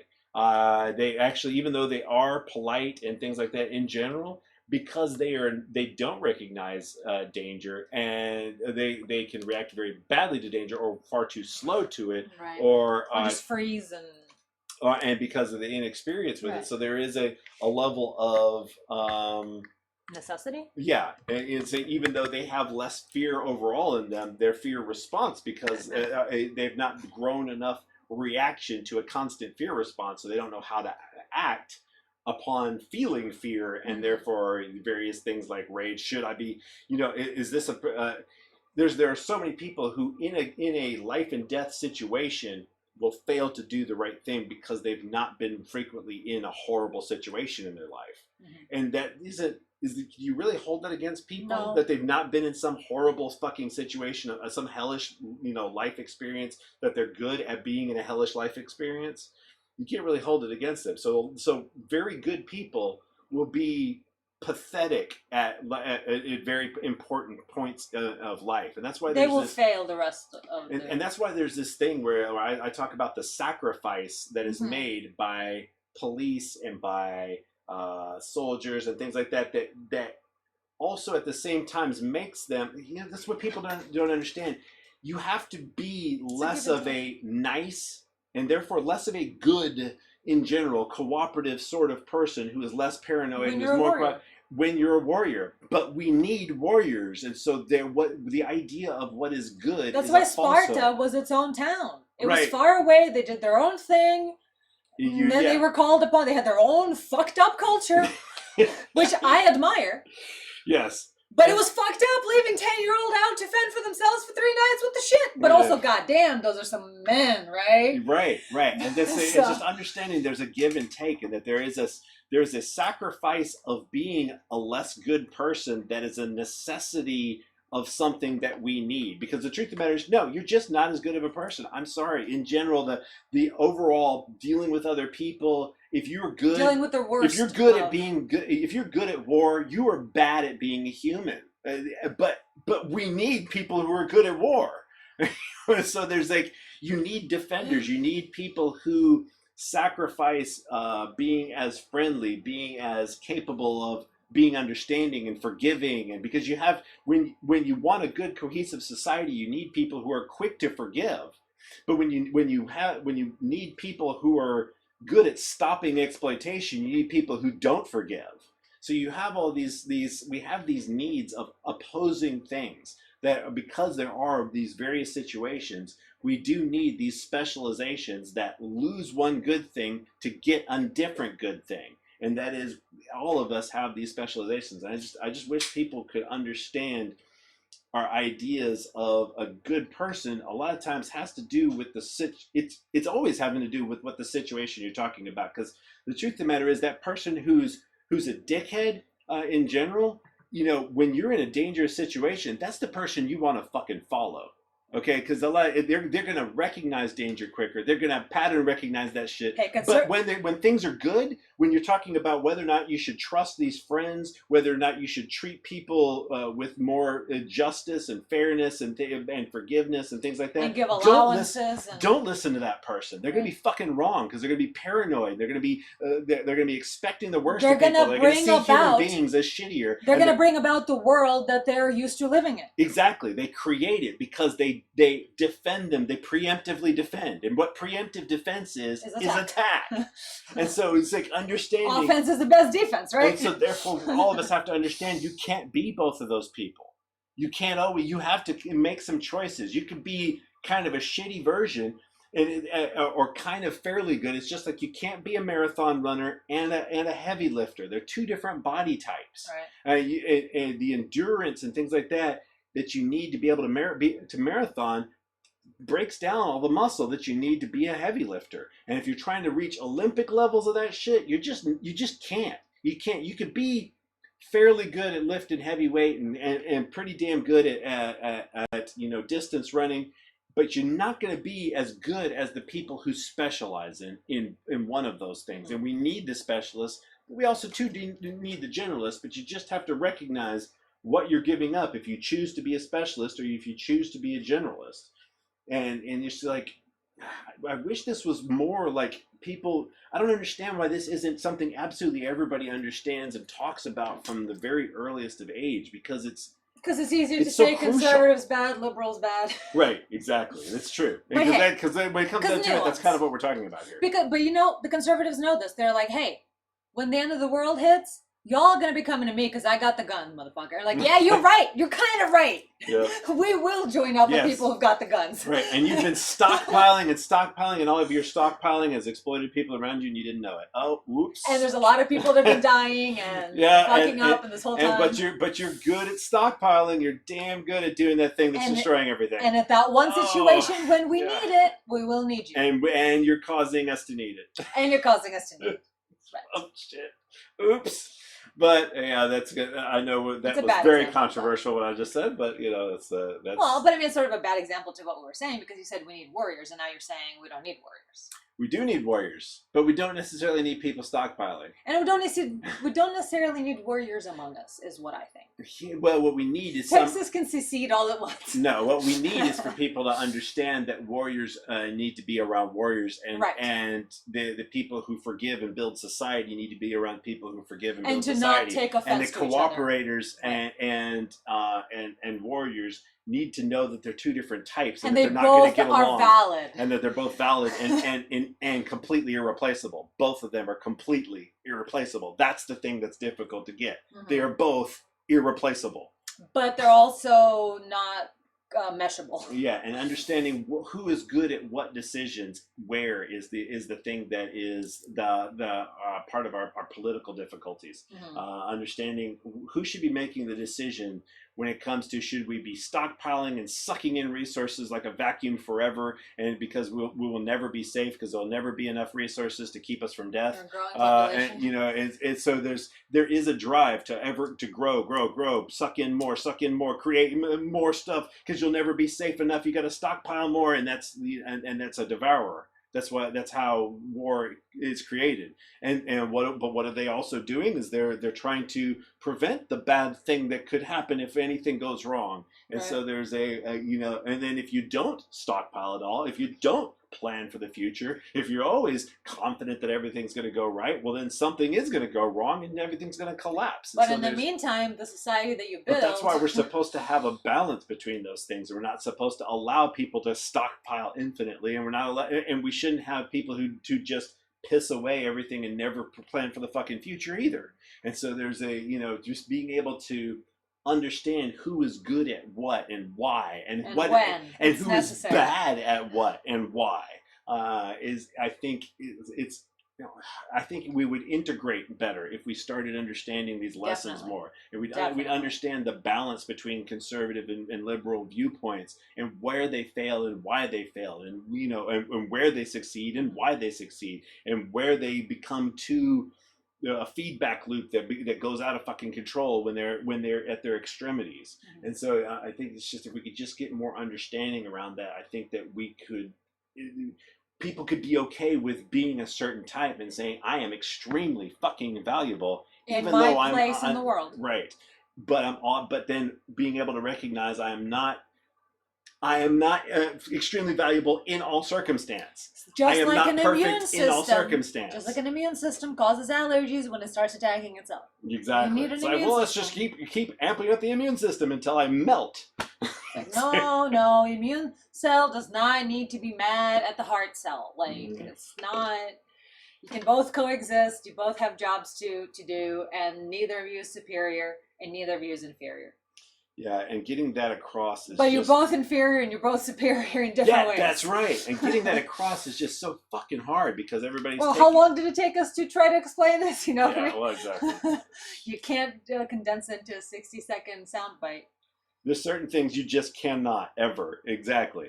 And all of society has now been trained on not having any ability to concentrate more than about 5 seconds at a time. Convenient, isn't it? Yes. Convenient for the world falling apart. Let's see. There might be an issue with your use of stockpiling term specifically. Is stockpiling the word you want? Do you mean a guy with a year's worth of rice and beans, or a guy with $100 billion? I mean a guy with $100 billion because they're both the same drive. In one case, they're doing it to a certain extent, and in the other case, they're doing it to an extreme. Well, one is broken, and the other one has a self-limiter. Right, exactly. One is limiting because they know that infinite stockpiling is fucking stupid. But some stockpiling is necessary, whereas the other what they're doing is they're engaging in infinite stockpiling. There's never enough power, there's never enough safety, there's never enough resources, and they have to keep going after more. That's what an absolute lust for power, because you'll find that these people who have this lust for power are dead inside, and they have horrible lives. Their children hate them. The families of extremely wealthy people are just absolute fucking just disaster zones always. And somehow people in the third world have and the relationships. poorest people on the planet they're always like they love each other. It's like you watch those communities in Papua New Guinea or in South Australia. And those happy people are easily preyed upon by the people who have horrible they have horrible lives. Yeah, they can barely put 1 and 2 together, right. But they're loving and happy and right. And you find that, of course, we're talking about generalities here. It's not. There are exceptions, but like we're talking about whenever I've interacted with some very, very rich people, and usually when I compare the poor people that I've met to the rich people that I've met, and I've met a lot of them and interacted with them, across countries, their families, worlds, are pretty much the love in their family versus the horror in their family can pretty much be measured in dollars and cents. If the more money that is in that family, usually the more horror that is in their lives, and the less money, the more that they have come together. And like I said, exceptions and rules. There's definitely exceptions. And whenever a family reaches the point where they can't live, where they're not being able to feed themselves and things like that, then of course that's a different kind of horror. Then the stress that's in their life tears apart the family too, of course. But when you're talking about there's so many people. The point here is to see that they're not buying happiness because they don't understand what they want, and they don't understand that they're it's just fear. Going on fearful instincts. And they don't understand that's what it is that it's fear-based rage, because they do have a tendency to, when you're extremely the stockpiling kind, you tend to see the rest of humanity as a bunch of shit that you fucking hate. And that's another thing that I tend to notice about a lot of extremely rich people who never have enough, is that they have this background misanthropy towards mankind, because they see all of humanity as scum, as thieves, right? And usually as thieves, and so there is this thing that has to do with fear that they don't realize is contributing to that rage, to that anger, to that. See, it's not Indignation. exactly. It's righteous indignation is what they think it is, but it's actually this underlying fear because of a social disconnection, and so they actually drive more social disconnection in their life. They actually kill the love that would make them satisfied and happy By trying to pursue satisfaction. by trying to pursue exactly. It's the more they chase happiness, the harder they chase it, the more they chase it away because they don't chase the right thing, because they don't know what's driving them. Because they're not looking for the love that would actually cure the hole that is that they're trying to fill. No, they're looking for power. And they think that the power they're looking will. for abatement of fear. Right. And they don't know what that's. And well, they think power is that makes me feel good, and I feel powerful, Everyone and that's something, that. and so it's something to look up to. And it's like, no, it's actually having that need for power is a fear. You're betraying your weakness. Right. Exactly. It is having this insatiable need for power is just a admittance. Exactly. It's a weakness. Exactly. Admittance. It's just like a cheater in a game. When you go into a game and somebody has to cheat, you know that they are admitting to themselves that they are worthless. They cannot fucking compete for real. Mm-hmm. And people who want more and more power, the reason they want power is to have starting advantage over others. Yep. They want to have an advantage. Because they know they can't compete. They never want things to be equal, ever. No. A lot of times they will sit there and pretend. Those people who say that they want equal starting grounds, they're completely full of shit, that they want competition. No, they want to eliminate competition. That's why you constantly see these huge companies. They're doing their very best to make sure that others cannot compete. They're doing everything in their power to destroy any kind of fairness, because they do what they're trying to do with this massive amounts of wealth is to attempt to make sure there is never any fair starting ground, that there's never any fair competition, that they're always on top, that they're always guaranteed to win, because what they care about is winning. They don't care about the good of the people around them, or the good of the system, and they can't even tell what's their own good. And that's what people who are really into justice, sportsmanship, specifically sportsmanship, where people will go and they compete and they're not angry with each other. People who have an argument with each other and they don't get mad, even though they can even get heated and talking loudly and even slightly emotional, but never hold it against each other. It's not ad hominem. It's not. You're not attacking the source. You're attacking the argument. Exactly. And they're even when they're emotional and going after the argument and they still feel good towards each other, that's a good sportsmanship thing. It's because what it is inside they want the environment to be better. They want everything to be better. Fairness. They want the improvement of everything around them, not just some advantage of a win. They're not looking for the win. They're looking for improvement. And women never argue fairly. Well, okay, not never, but most of the time when you engage in arguments, we didn't need to go there, but well, I'm sorry, you just bring up good sportsmanship, and that's something we've talked about with Karen, where men a lot of times, whenever males, even not in humans, we're talking about females and males and other species. The males compete in order to suss out the weakness and strength of the group, so you can breed with the strongest for the benefit of the whole group. While females, they cut each other emotionally in order to kill and bury each other. It's not about improving the system. It's about eliminating competition. And so, definitely nowadays it's not a good argument as much, because we have, through internet and education and autism, we have women that come more towards the middle. And we definitely have, it's not so one-to-one, but a lot of times... Well, there's a reason why poisons were generally seen as the tool of cowards and women. Because there is when you're talking about sportsmanship, as opposed to killing each other with swords, which actually determine there is some level of giving the other person an opportunity that if they are better at things. If they are better at things, then maybe they deserve to be the one who wins, because maybe they are they're in the right because there's systems that they have followed. And so there was that's an instinctual thing. There's a reason why that's an instinctual thing, because genes in general want to find the thing that is actually better, not the thing that is temporarily better. Because the thing that is only temporarily better and just gets the win because of some situational advantage will actually pollute genes if it goes towards that. That's why genes tend to not like exploitation, because it's only temporarily valid.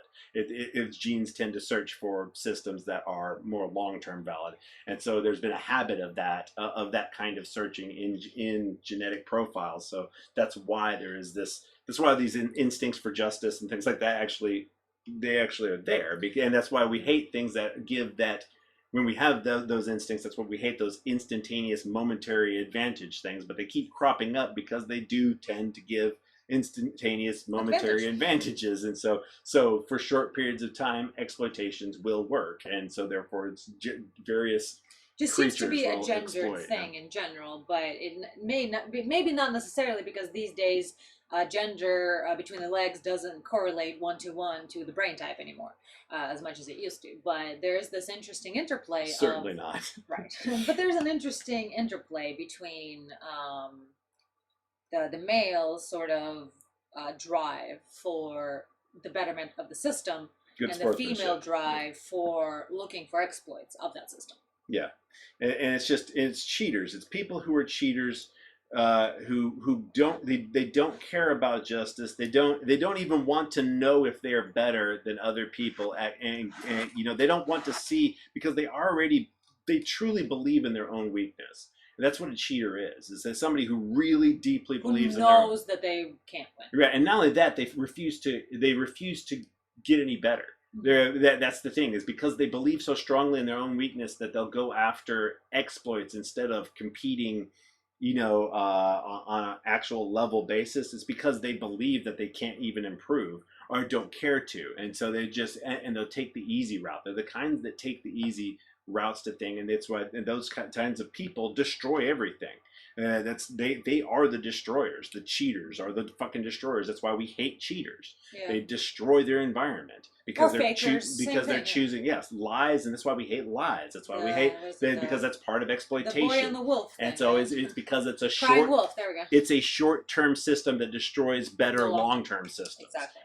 And yes, it gives short-term advantage, and those people will, if they're stupid and short-sighted, will think that they are winning in that short-term advantage thing. But overall, it's destroying the system in which it is. Why should they care? Seated. It's not like they're part of the system and all of their progeny is part of that system. Right. Oh man. That was a bit of a tangent, but it's a fun tangent. Yeah, is it a tangent? No, not really. I guess we're talking about the warriors and the opioid. It was a natural. Yes, it was related to various brain types and how all those things. And just trying to extrapolate the benefits of things that some groups might consider bad, and also pointing out things that are bad about things that might be considered good. Yes. All that good stuff. Trying to find some balance. I like to point out how the good things are bad and how the bad things are good. Yep. And yeah, we did talk about the fear aspect of it was all sort of part of it all, like fear and social reactions to things and etc. Mm-hmm. And I do have I did want to mention that we will be having the references and sources to everything that we talk about on patreon.com/AnnaCherry. These shows get transformed into an MP3 audio file and uploaded to Patreon, where you can download them. You can peruse the Patreon post. They are available for the public. You can peruse the post, look at the resources, the research, click on all the things yourself. And of course, we also provide an RSS link down in the description here that you can put into a podcast player, and that should keep up with newest episodes as well. But if you want to do it yourself, you can go to patreon.com/AnnaCherry. If you feel like supporting us, that would be awesome. I highly recommend the Challenger mode for the CherrySTEM specifically. But if you'd like to get more sexy rewards, you can go hardcore and higher. But all of these talks, along with all the resources, are always on patreon.com/AnnaCherry, public posts, CherrySTEM hashtag. And a final statement here. So we've established that an insatiable lust for power is an innate weakness of a person who is a cheater and a liar. So therefore, why would you think that politics would ever be any good? point. Because those people who have a lust for power are usually the only ones who put that much resources into trying to find power. And that's typically because they're full of fear and weakness, and they have a cheater, exploiter type of mindset because they're attempting to get power, in excess of power that they don't really need for their own happiness, and instead of actually seeking out some, trying to do justice. And there are a few. There's exceptions. Hell, I believe I love Bernie. By God, I think he has good intentions. And that's what I care about. Regardless, and I don't give a shit if you don't like Bernie's politics. I bet you can tell that he's got good intentions, even if you think he's stupid or old or has it all wrong. There's a level of fucking intentions at the very least. Mm-hmm. That's true. And sometimes, I guess people don't necessarily care about that, but we know that all has to do with their right temporal parietal lobe. So where they just don't care. Right temporal parietal junction, yes. Where they just don't give a fuck about a person's intentions. All they care about is how we're going to pay for that. Yes, that's true. Some people may respond to Bernie's intentions, but a bunch of others are probably not going to give a fuck because all they care about is the outcome, which I personally find to be the lesser of the two ways of gauging. Well, no, it's just an incorrect way of doing things because robust solutions come from intentions. Intent actually very much changes the outcome, and it's only simplistic, like brute force methods that do not, they're inflexible, that come from those when you measure things in that short-sighted sort of what is the bottom line on X. You don't get a robust view of all of the variables, and you always end up misjudging it when you have that kind of perspective.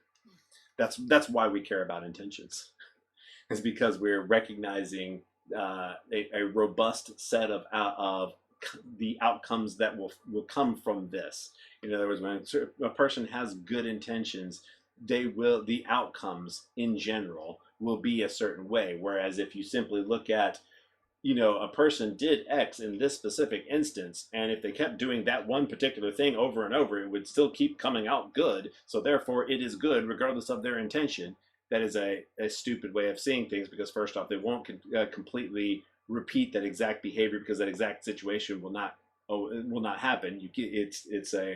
That's kind of the scientist viewpoint of things, pretending that these very simplified things will happen over and over instead of understanding there are many different similar things that possibly kind of happen around something. That's why the intentions versus outcomes is a broken way of looking at things, because when you look at intentions, you can see that there are the tries that will look at more variables and will attempt to find the best of those variables and try to go in a given direction. And so it has to do with robust solutions instead of simplistic solutions.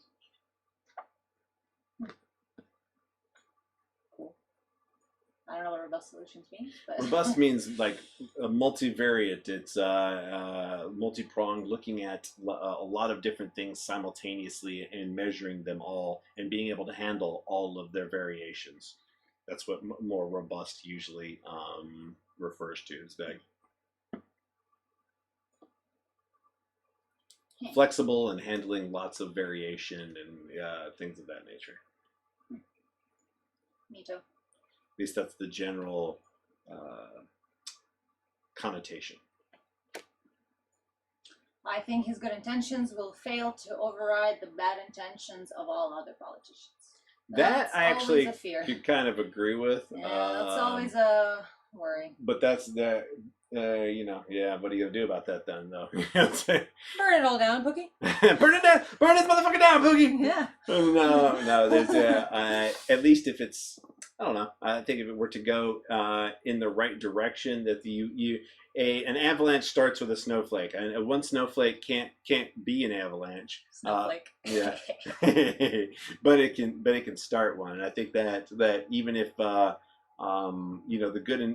good actions of a couple of well-intentioned people do not have much of an impact at first, it's their impact in aggregate that will do the thing that we need. And so that's why we can't lose hope simply because we see that it won't be enough. There's and- a great Doctor Who episode about that features every 1,000 years a bird comes by to sharpen its beak on Yes. the top of a mountain. Yeah. And that's, I think, the best encapsulation of, do you have fear or do you have the opposite of it in mind? Those who have fear will not believe that the birdie coming to And that's where faith sharpen, comes in. that you have to eventually, every single drop, every single snowflake will gather up. It will happen. You just gotta hold out. Yep. Just gotta have the patience. The only way that difficult things are overcome is with faith, and Difficulty. because faith is the Yes. faith is this. I'm remembering a Bible verse. Yeah, It's so I know. funny. It's That's like why I wanna hear the substance of oh man, I can't remember it. But the funny thing is, there are all these things that are part of religions that are just good mental practices, and the point is believing that something good will be there. It allows you to put in the effort, because if you do not believe it will happen, you will not put in the effort. It will become a self-fulfilling prophecy. That will never happen. And so the only way that we can improve our government and our America and things like that is not through losing hope, but through continuing to hold on and have faith that we'll be able to overcome the difficulties. And so that's easier said than done, but it's just one of those things that's substance of things hoped for and the evidence of things not seen. I think that was the Bible verse. I think that was what it was. I don't know. Chat might help us eventually. Should we even talk about anything else? I do have another story about how inflammation, how dementia is reversed in mice. You know, we were talking about autism and the gut, and you specifically talked about the gut. To me, leads to inflammation. That's And then related. we were relating it to amygdala, hypothalamus. We're talking about all these systems and how they relate to various things that people would consider personality instead of simply configurations. Mm-hmm. And we have wrong one. And there's this kind of fucking awesome breakthrough, I think I would call it that. But let's look at the study. Scientists say that I lost my CherrySTEM logo. Go find it. Thought I might find it in time, but no. So, for the first time, scientists have reversed dementia in mice with drug that reduces brain inflammation. That's interesting. Ain't it though? Reversing dementia. So is this like amyloid plaque, beta amyloid plaque type of dementia, or Well, that's Alzheimer's. Right. Right. Rather than targeting the typical rogue proteins associated with dementia, scientists say that for the first time they reversed dementia. Yes, amyloid plaques. Dementia with a drug that reduces inflammation. So these rogue proteins that they're talking about are amyloid plaques. So the dementia that they're specifically talking about is Alzheimer's. Okay. Up until now, most dementia treatments have targeted the amyloid plaques that are found in people with Alzheimer's. However, the latest study published in Science Translational Medicine suggests targeting inflammation in the brain might stop it in its tracks. Yeah, this is right along what Rhonda, does. In experiments conducted at UC Berkeley, Cool. senile mice were significantly better at learning new tasks and became almost as adept as those half their age. Experts are optimistic that it'll work in humans and possibly lead to a cure for the devastating neurological condition. Not only that, they hope that any drug developed with this strategy can also help brains recover from strokes, concussions, or traumatic brain injuries. The successful treatment in mice supports a growing body of research which says that our blood-brain barriers begin to leak as we get older. Interesting. So leaky gut, leaky brain. This is the filtration system that blocks infectious organisms letting in chemicals that destroy neurons. Previous MRI scans by study co-author Professor Alon Friedman have found that the barrier breaks down in nearly 60% of the people by age 70. Huh.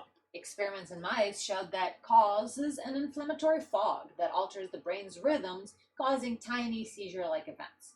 This leads to momentary lapses in the hippocampus that controls memory, shedding fresh light on the symptoms of dementia and other degenerative diseases. Quote, we tend to think about the aged brain in the same way we think about neurodegeneration, said senior professor Daniela Koffer at the University of California, Berkeley. Age involves loss of function in dead cells, but our new data tell a different story about why the aged brain is not functioning well. It's because of this fog of inflammatory load. But when you remove that inflammatory fog, within days, the aged brain acts like a young brain. It is a really, really optimistic finding in terms of the capacity for plasticity that exists in the brain. We can reverse brain aging. That is awesome. Isn't it? Yep. Scans called EEGs revealed similar, which is electroencephalograms. Encephal is the brain. Yeah, electro, and electro is electro. It reveals similar brainwave disruption in humans with Alzheimer's, mild cognitive impairment, and epilepsy.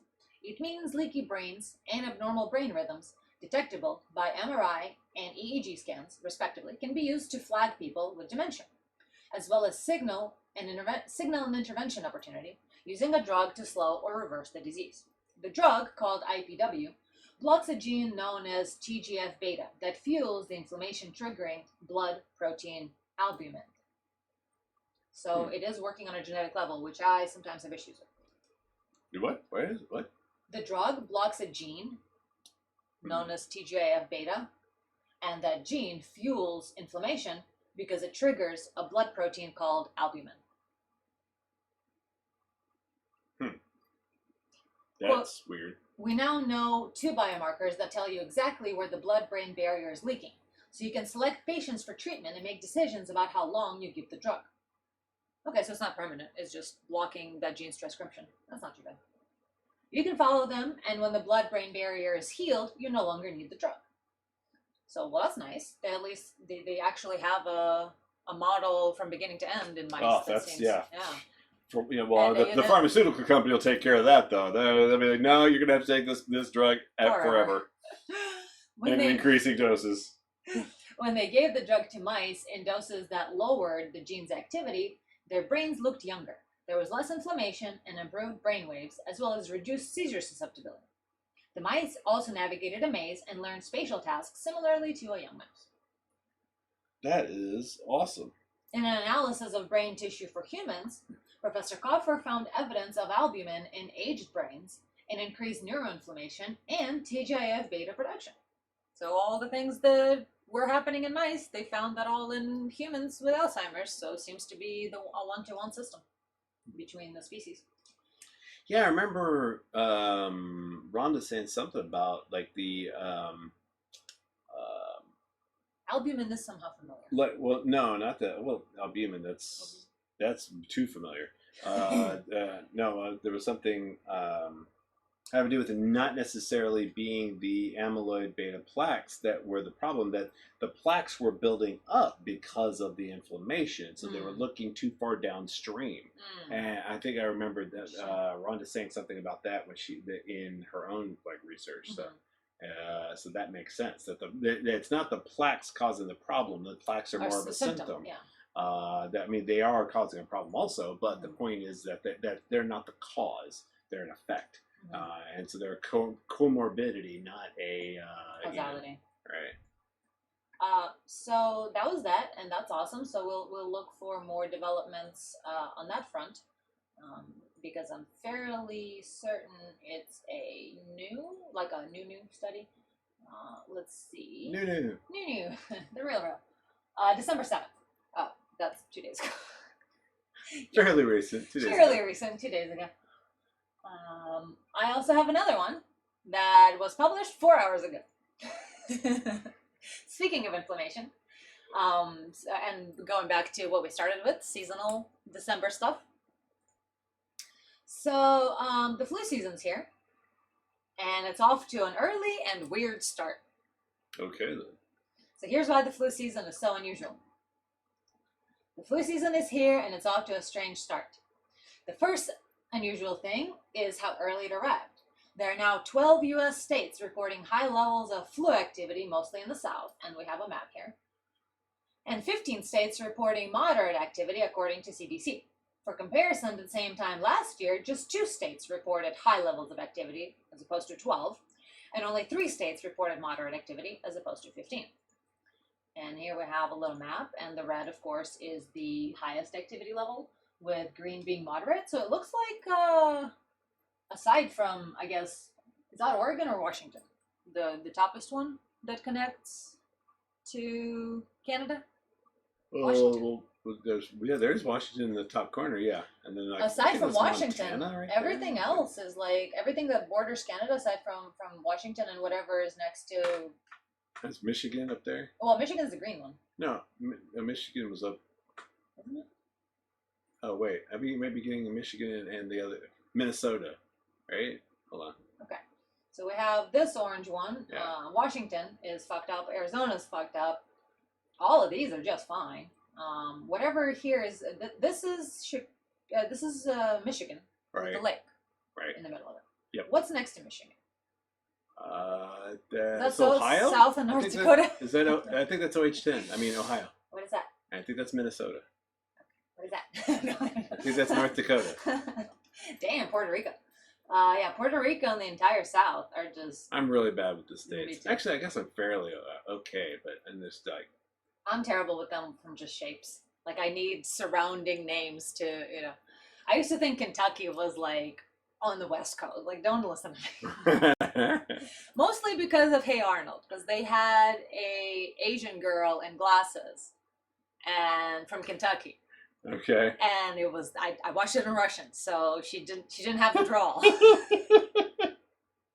So, and this was New York, and she talked about from how far away she was. This is so insane.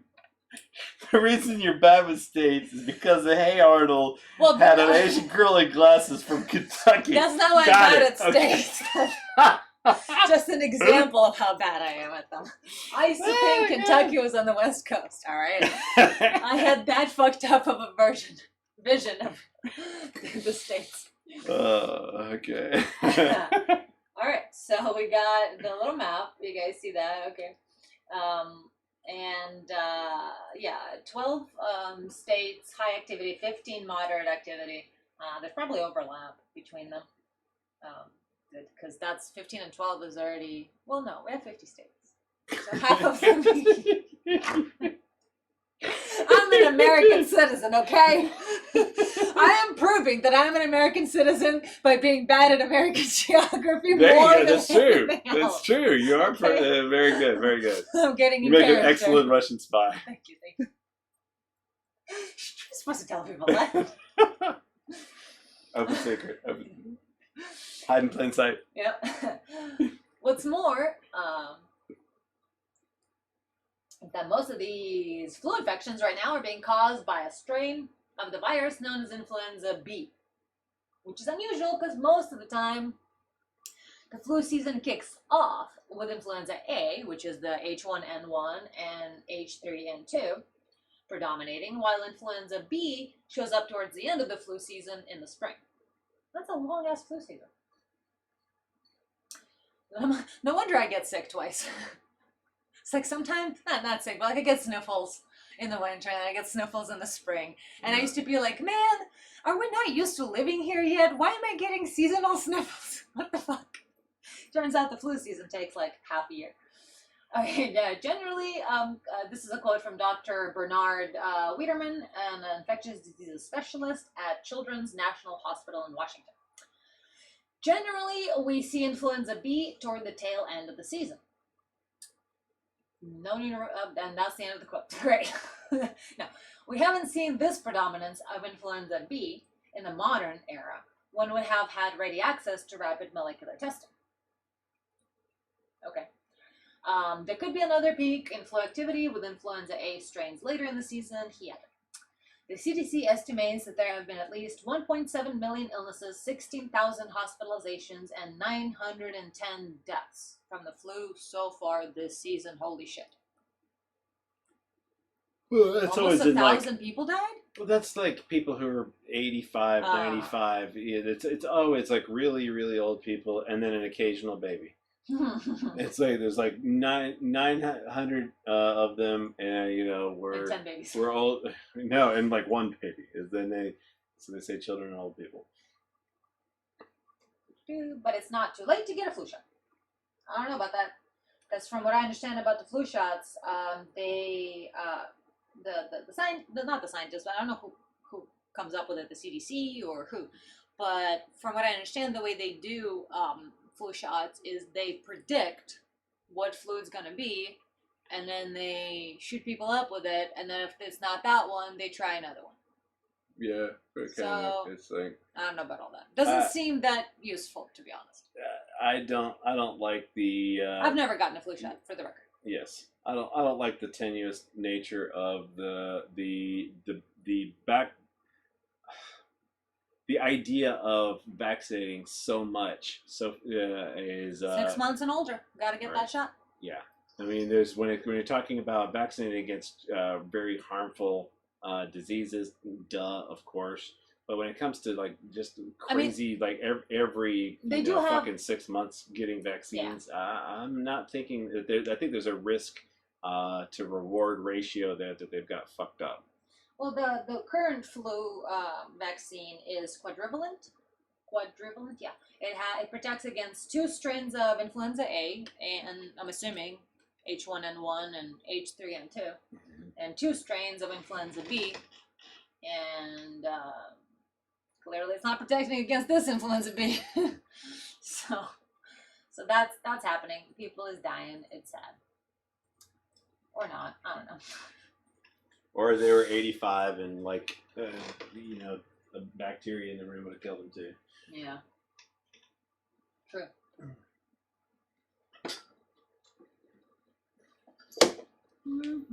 But yeah, the thing is, it's like, okay, yeah, you may have a messed up immune system, and if you take flu shots every year and you don't get sick, you think it's the flu shot doing it. But is it? Is it though? Is it? Is it really though? But I mean, I'm not a doctor. Go take your flu shots. I don't care.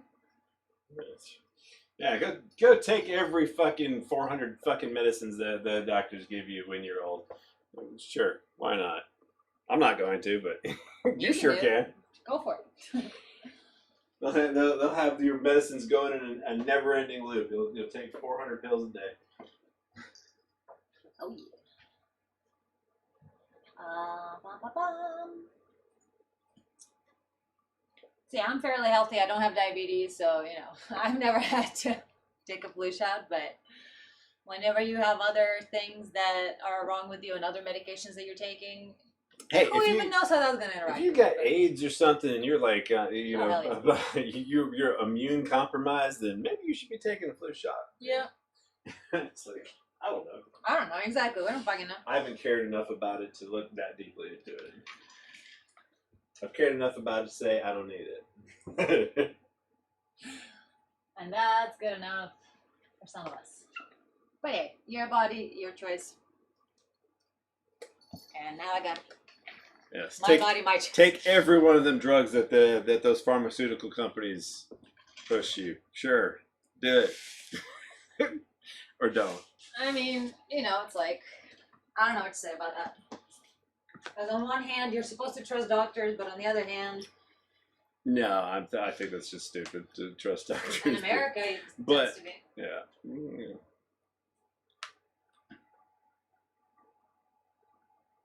Want to read some chat? Sure. Let's check out what the chat has to say.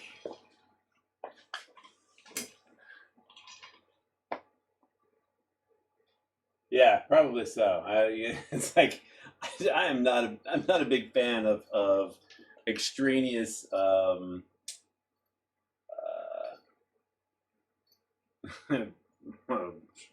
vaccines and stuff. It's like,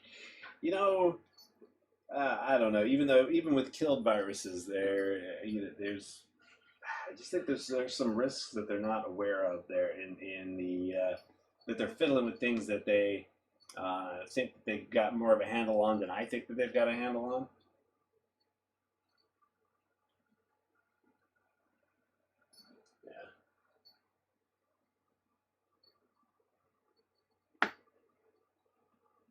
How do I read up here? Is there a way to go up further in the chat there? Yeah. Not here. Oh, there we go.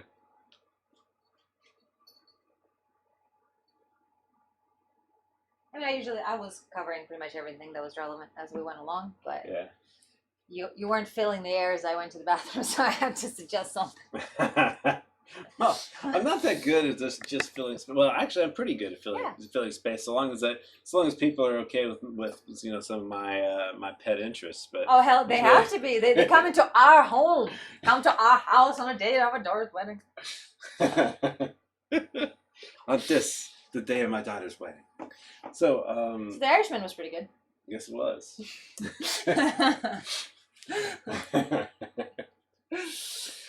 Well, bless the 7 concurrent viewers we've had this whole time, Yes, which is a big number. Thank you very much for listening. I hope you had fun, because we're at least trying to make it fun too. Right. Because we can talk to each other about dry subjects all day long, but we are trying to make it interesting for others as well. Yes. So some of our silly shit. Hopefully that's brought some interesting strangeness into your life.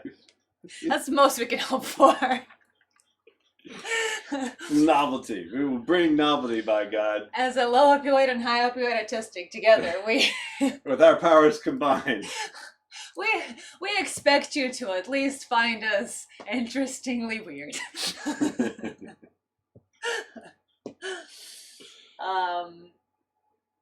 So yes. Oh yes, more comments. And what Big Pharma makes money on is symptomatic treatment. Vaccines barely make any money for them. Very true. That's why they've been pushing them so hard. They need to change that model. Get you taking them all. It's like, oh, well, there's 400,000 new viruses today. You're gonna have to take 400,000, shots. We've identified yet another new virus. And of course, I don't really know exactly what influenza, the flu, all that, but like some of the words, some of the letters indicate a root similar to inflammation. Is there the relationship between inflammation and so. influenza? Okay. Because not that I know of. that is one thing where it's like, taking the vaccine might help in some ways if other things are involved in the process. No, I think that unless there's some sort of issue with immune compromise sort of things, that I think that there's this trend of taking so many this to me is not flu necessarily shots. right. This reeks of yet another. I mean, what pharma and medicine does over and over and over that people don't notice is suddenly there's this new thing everybody's doing, and then you find out it was fucking horrible. And it's just happened so many goddamn times. In this case, it's not that they're specifically going after just the treatment in order to make more money. I think in this case, it's the other side of the issue that is Big Pharma, which is trial and error. Yeah, sometimes they don't at the do expense things, of human lives. Right. Well, they don't do Sanity, things based on understanding. everything. They do things based on whether or not it was successful. And there's a huge difference between understanding something and just knowledge progressing at an evolutionary rate because it was either successful or it was not. And that's what they do with all the drugs. It just smacks of guinea pig dumb.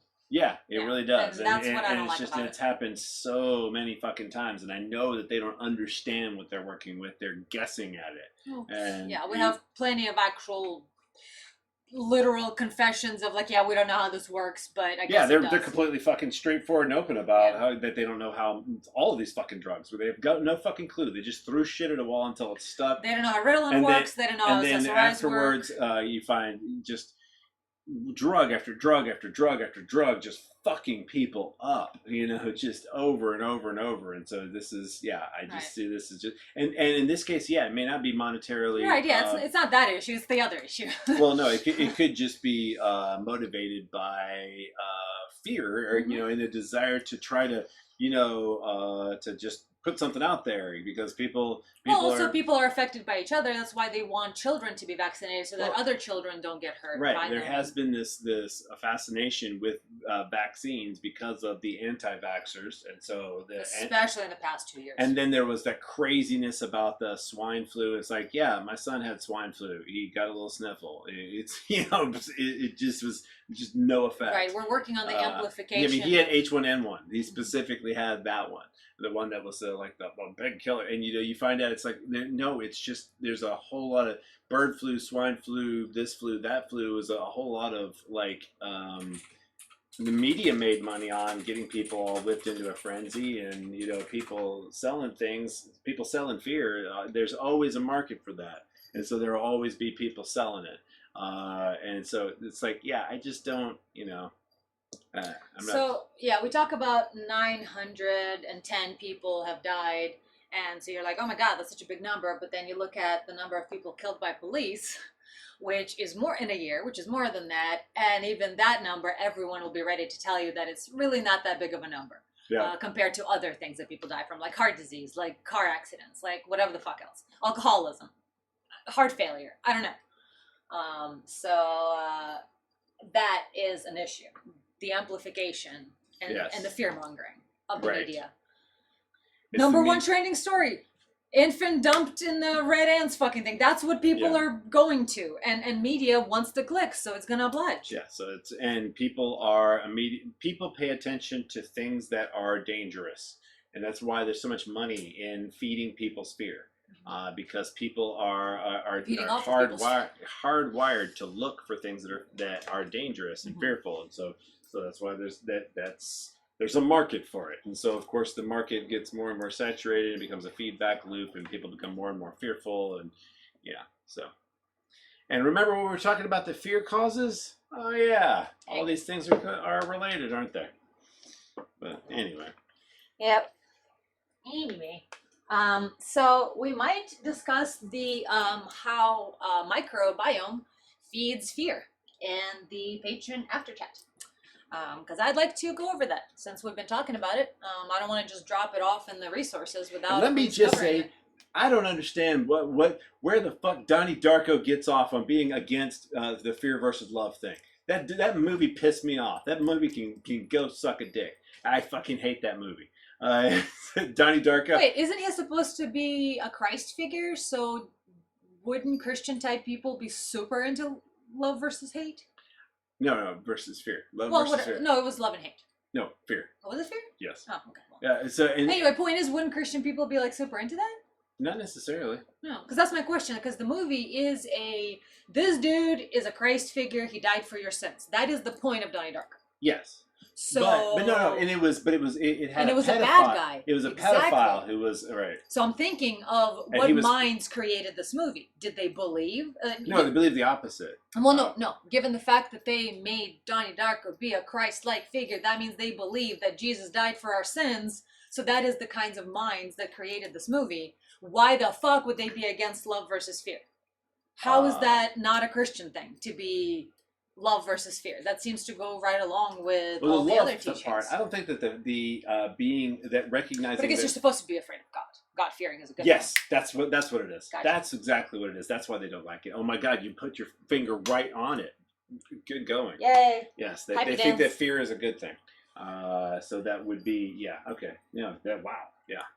But isn't love the whole thing that Christ gives you? Yes. So. But also fear. No, it's just misinterpretation. Yeah. It's just. But yeah, they had a bad guy. Yeah, I forgot he was a pedophile. Yeah, they had Patrick Swayze acted in a role of a douche. Right. Who was he was kind of like a Tony Robbins figure, a motivational speaker.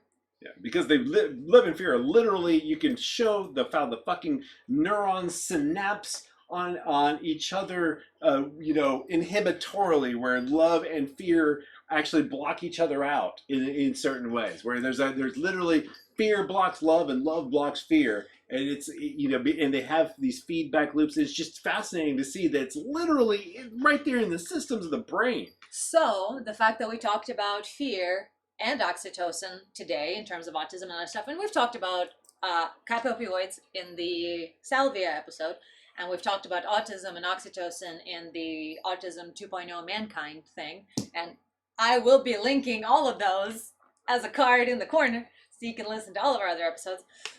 But given that we've touched on these topics a year ago and today, it seems like a good continuation next week, because I have two topics that I want to talk about. I want to talk about holonomic, the holography. What the fuck is actual holography? Because we've touched on that during our quantum thing, and I wanted to know more. So that would be a good heavy science episode to have of the physics. And then I also would like to talk about specifically love and fear, how oxytocin and kappa opioid amygdala situation synapse on each other, prevent each other from working. Love trumps fear and fear trumps love in different ways. And that's a very, I really like that topic.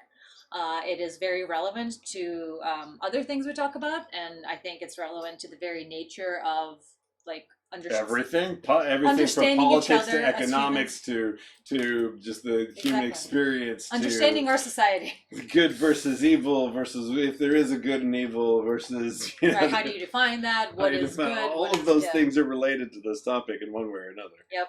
So since you brought up the love and fear thing, I think that might be a compelling little clickbait thing for people to click on, and for us to actually talk about one of our pet subjects. So we're going to do that, I think, next Monday, and then either next Monday or Monday after that. Oh, shoot. Yeah, about that. We're going to be on Sundays now. We're going to try a thing where we're changing a schedule, and we need more weekdays for work. And Sunday is already a patron day for me. So we're just going to turn it into a patron day for everybody. It's going to be all the patrons, the challenger patrons, the hardcore patrons, all the patrons. Didn't we used to do it on Sunday for a little while? Yeah, I think so. Yeah, so because it's a CherrySTEM Sunday. Yeah, so basically we're going back to Sunday. Yeah, we're going back to Sunday. All right. I had this idea because of Bill Burr. He has a Monday morning podcast. Thing is, though, we don't have his reach. And we're not on Sirius Radio to where somebody could listen to us on a Monday morning. So my goal was like, hey, it's Monday, everything sucks, come listen to us because we're going to make you feel better, but maybe not necessarily. But now I'm like, well, you know what? If we do shows on Sunday, people can just listen to us on their drive to work Monday morning. That works. It'd be the exact same thing I wanted to do. It's just we may not have the same live viewers on Sunday, but, who knows? We might have more. Either way, doesn't matter. We're going to continue forging on ahead. I'm going to yell into the void if we have to. So thank you all for not having us yell into the void and actually having some things in the void bounce back to us. And we're going to go over to our Discord to chat with patrons and cover the how microbiome leads to fear or modulates fear or what have you. So we'll be doing an article takedown there, and it's going to be recorded and put up on Patreon as a bonus item for patrons. Unlike this episode, which is live and free, available for everybody. And you can find it in a public post on Patreon. Once again, real quick, patreon.com/AnnaCherry. You can find this episode and many others there. And you can also pledge to be part of our super secret, super awesome after show. Super secret. Extra. Forget that you heard this. Yes. You don't know. Burn after reading. Burn after reading. This is this message will self-destruct in your head in 30 seconds. Yes. It only causes a mild aneurysm. Yes. All right, thanks. Mild seizure-like effect. Yes. Thank you again, everybody, and we will see you on Sunday.